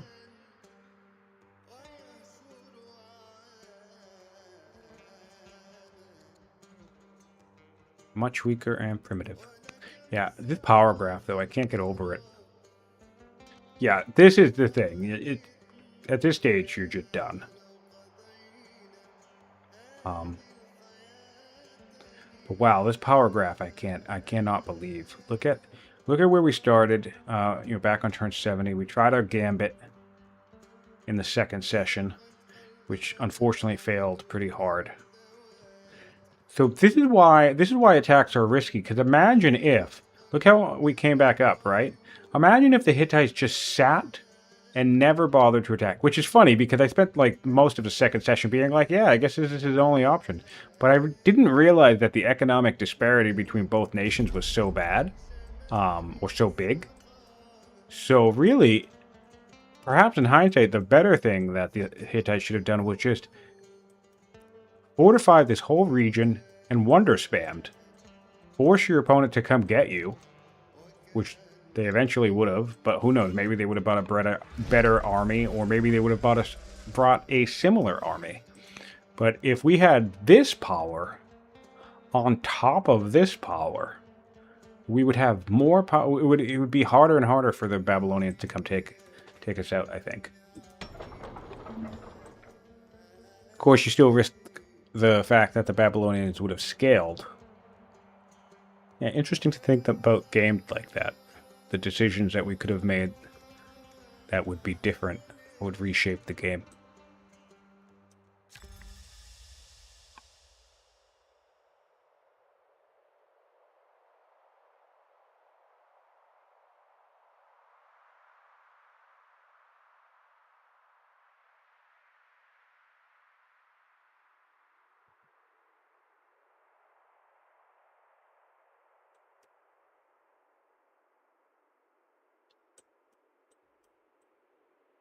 See what's happening in Babylon. Building a stronghold, that's nice. A little late on that. We've been strong forever, and we've had 8 laws for a while as well. Ooh, building a temple. That's going to be a nice order economy. Rushing out Sumerian archer. What laws do we have? Okay, so we have tolerance. It would be a great opportunity for orthodoxy. Especially while it seems as if we're going to hang around Kasara for a couple of turns. Swap yourself into orthodoxy, crank out a few more Sumerians. Be super easy. Crank out this Maceman, crank out a few more spears and whatever else. Just spend 2 turns doing that. While this captures. 1 turn now, but it's been capturing for a couple of turns. Just shore yourself up here. I'm going to do some healing, I guess, for a turn as well, right? Ortho Rush. Some 8 strength. He'd probably have like 4 of these by now if he just was Ortho Rushing and ever since he captured this city. Really, really strong law. And then, he'd have 4 of them, and at least 2 of them would be at the front lines to join the one that he already has. Where is it? It's over here, yeah. I always get these icons backwards. Like, it's such a weird difference. Like, the fact that this is the icon for Akkadians, and then the icon for Sumerians is so different. And looks more like a traditional archer. And for some reason, I always think this is the Akkadian, and I always think this is a Sumerian. Alright, Fiddler wants to play for only 10 more minutes. Might go into another session here, but we'll see if the Hittite just decides to concede. Certainly possible.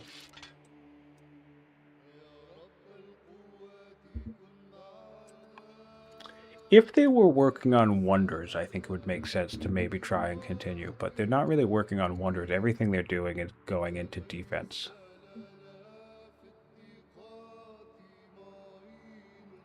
Spearman coming out. Fortifying. Fortifying once more.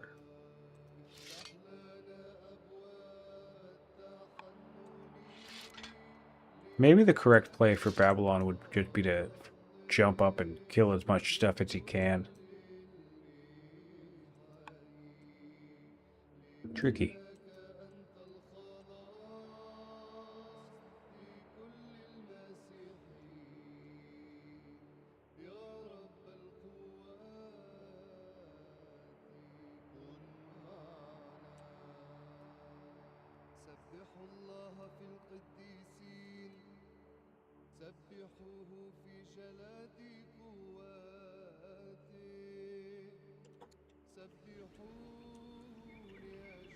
The pyramids.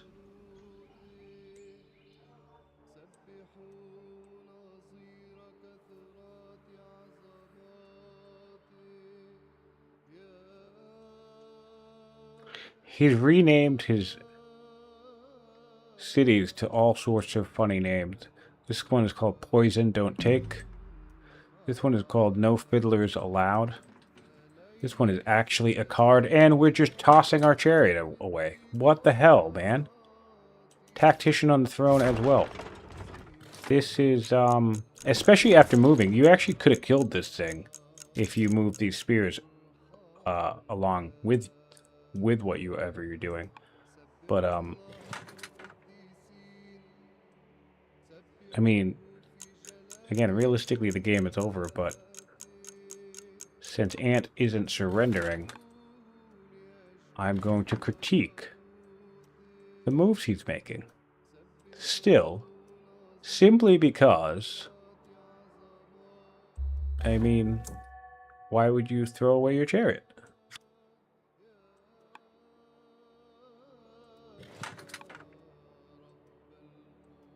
If you're really trying to hang on, why would you throw away the chariot? You need this thing. The route is what would equalize this fight. Look at how much damage one of these things can do to this stuff out in the open.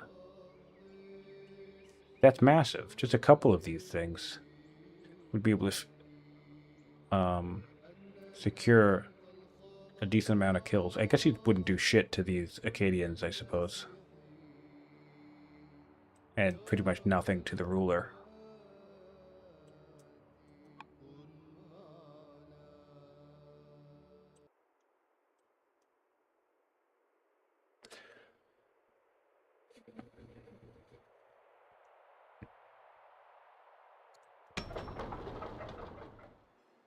I wonder if we need to refine some of the wording around the end of a game in terms of the rules. Because I definitely don't want people to feel like they need to surrender. They still think they have a shot in the game. But I also wonder how often we'll get people playing on just because. I don't think it really makes much sense to make your opponent capture every single city, for example. Although our rules don't technically specify that you're allowed. In fact, they say they can go on for as long as your morale holds out. Which certainly is the spirit that I would have liked to express. But technically, for some players, that could mean literally playing until your capital gets... your final last capital gets captured. I feel like that would be perhaps a little inconsiderate to the opponent, I suppose. I wonder how to word that properly. Nice to get a foothold in Kusara, though, for the Babylonians.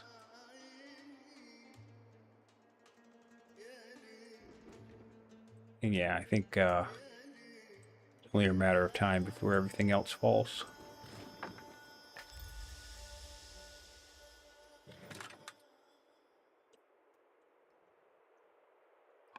Another Sumerian out. Nice to get this up. You know, a fun trick, by the way. Have we attacked with our zealot? We did.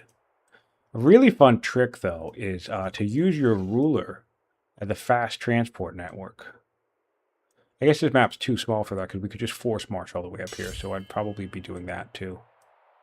But we did just add a general. If you put your ruler on here right now at this stage, so if you move him out of the city, and your ruler didn't attack on the other unit, put the ruler on here now. The extra movement would absolutely get him to the battlefield next turn. So that's actually, I guess, in some ways more efficient than a forced march. The forced march consumes more orders. Whereas your ruler being on this general would actually consume less orders because you get an additional movement per fatigue. And then you get like another fatigue. Or something like that. I forget specifically. But yeah. So that's something to think about. A neat little trick you can do to speed up the pipeline of reinforcements to the front line. That's fun. Ant says, I think it's okay for me to just resign, to be honest. I mean, yeah, that's fair. It's a good read on it. Good game, Ant. That's a nice concession. But you know what? It really, I think for new players, and again, I'm not at all bothered by the fact that the game went on. So if you rewatch this, I don't think it's an issue at all. But I do think for new players, it can be difficult to read the situation, get a sense of like, oh no, this game is over, and there's kind of really no point for me to keep playing. But I definitely don't think there was any maliciousness to him playing. I think he was just playing it out, and that's cool. And that's what we want our players to do. And also, I think you get a lot, as I was saying, I think you get a lot of really good practice from the experience of fighting these endgame battles. And unfortunately, whether you're winning or losing, the only chance you really get to fight these complex endgame battles is just by fighting them. Thanks, Blunt Magic. Thanks for tuning in. And I'm going to see if these guys are interested in a postgame.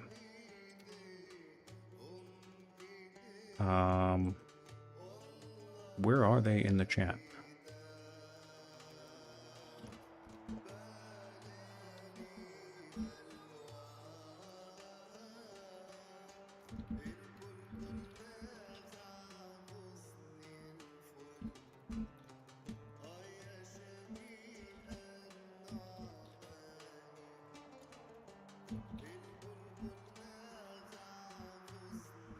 Let me take a save. And let me hop down into the voice channel.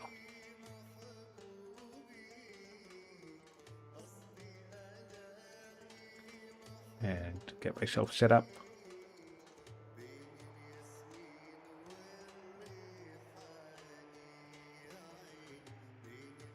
Entrance.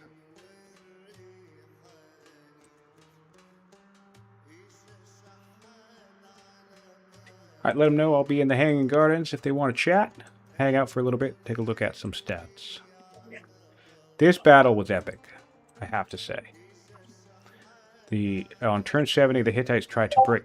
Hello! Hey, Zion. It's Fiddlers. Hey, Fiddler. Good game, man. Well played. Yeah, it was interesting. I wasn't expecting Ant to make that attack.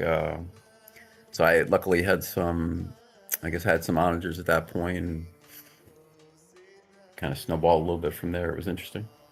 Yeah, you certainly had a lead, but one thing I thought was interesting about your assault and Kasara was actually, it certainly felt like a foregone conclusion at first, but in a lot of ways, I also feel like if maybe the tactics were a bit stronger on the Hittite side, your economy really wasn't in the greatest spot long term. Like your science was like everything, like you were definitely in end the game mode, but I feel like if he could have just held back a couple of heavy chariots, because there was a point where you only had like one spear left in the field or something like that. If you just could get a few key routes, his economy was actually in a way better, stronger position than yours in a long term. So I had this whole like imagination process of like, is there some wacky scenario where someone who's so far behind in like the tech aspect of the game could actually win a war of attrition and get it to a position where now he's ready to invade you again, and you actually don't have the economy to really build any more new units fast enough to deal with that.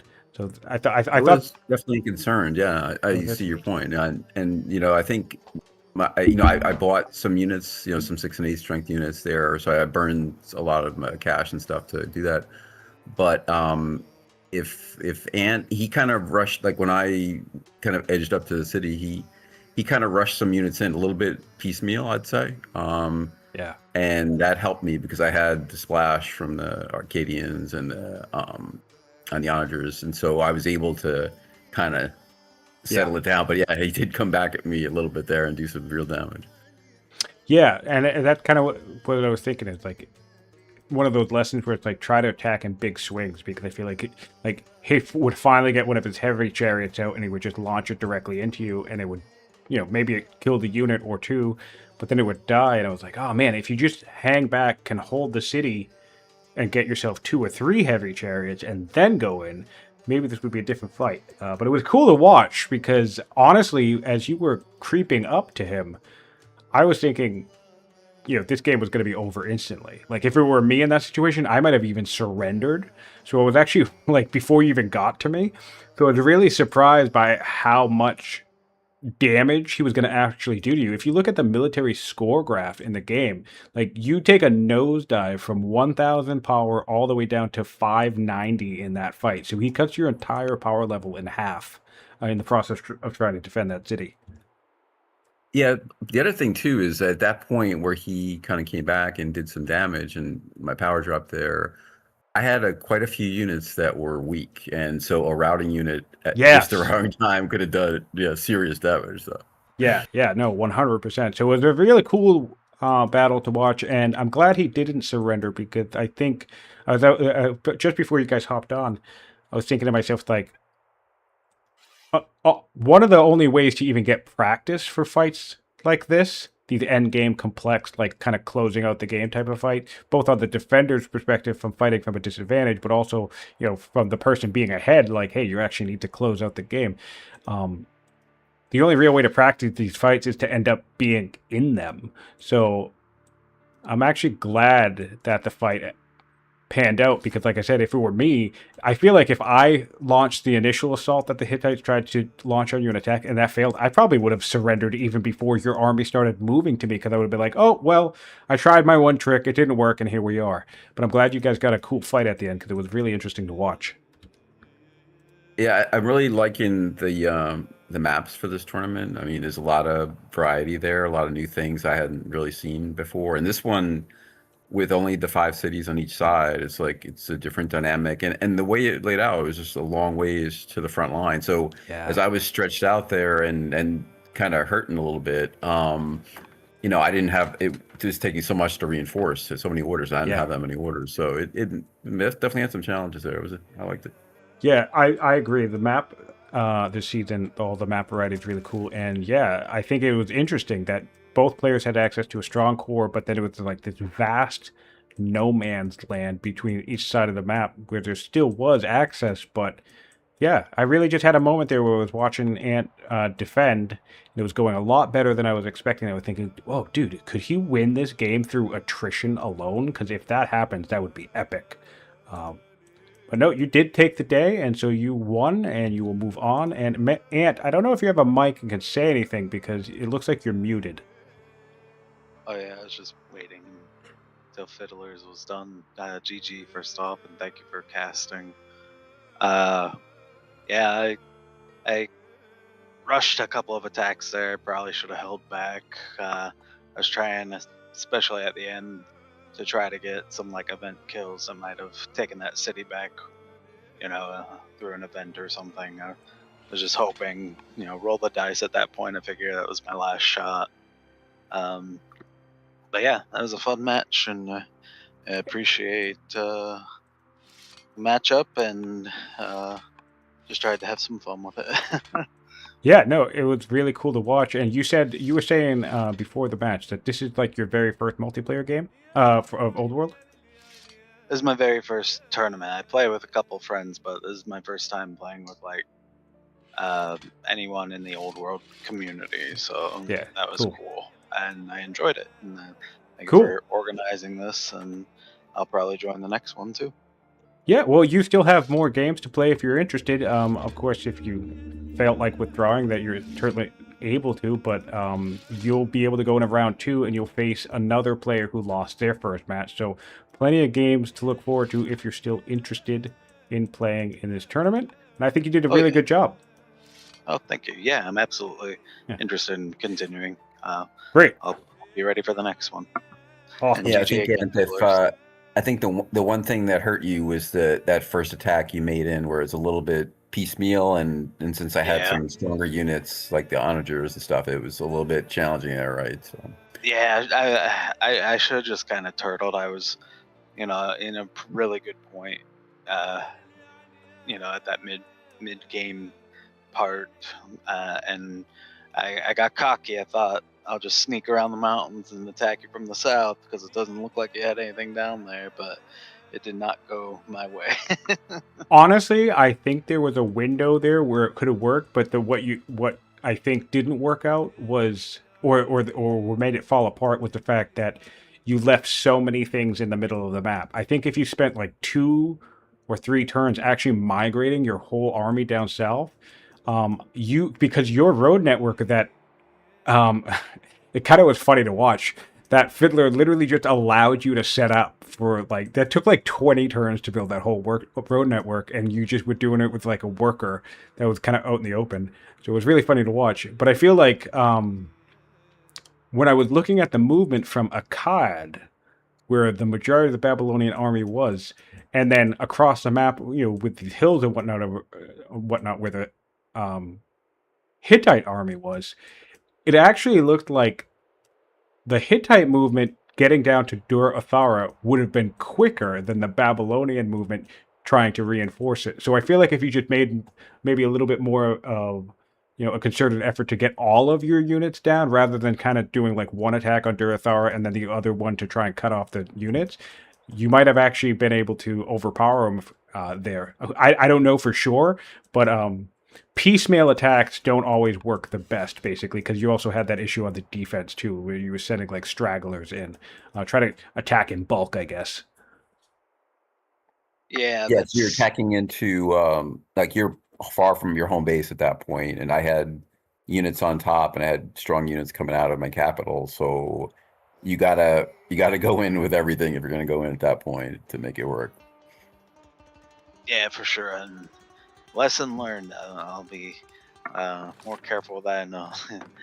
I definitely gotta boost my science earlier too. I was struggling to learn things, and that definitely set me back.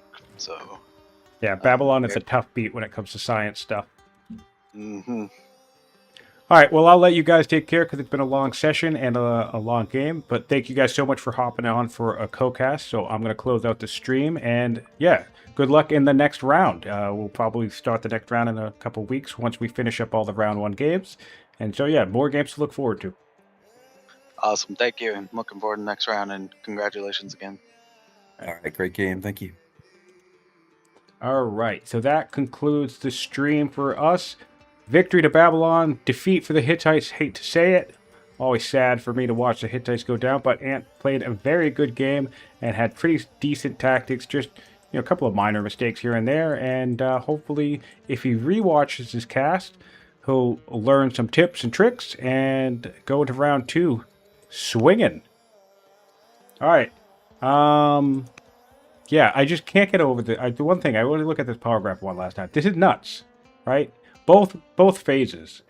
And really, I think there was somewhere in here with a little bit better tactics, I suppose.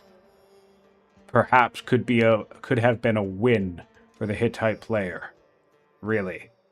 Yeah, so excited to see these players play more in the second round, and thanks again for watching. Give us a like, give us a subscribe, hop on the Discord to join the conversation. And as always, this is Scientific, and this has been the Old World Community Tournament. Thanks for tuning in.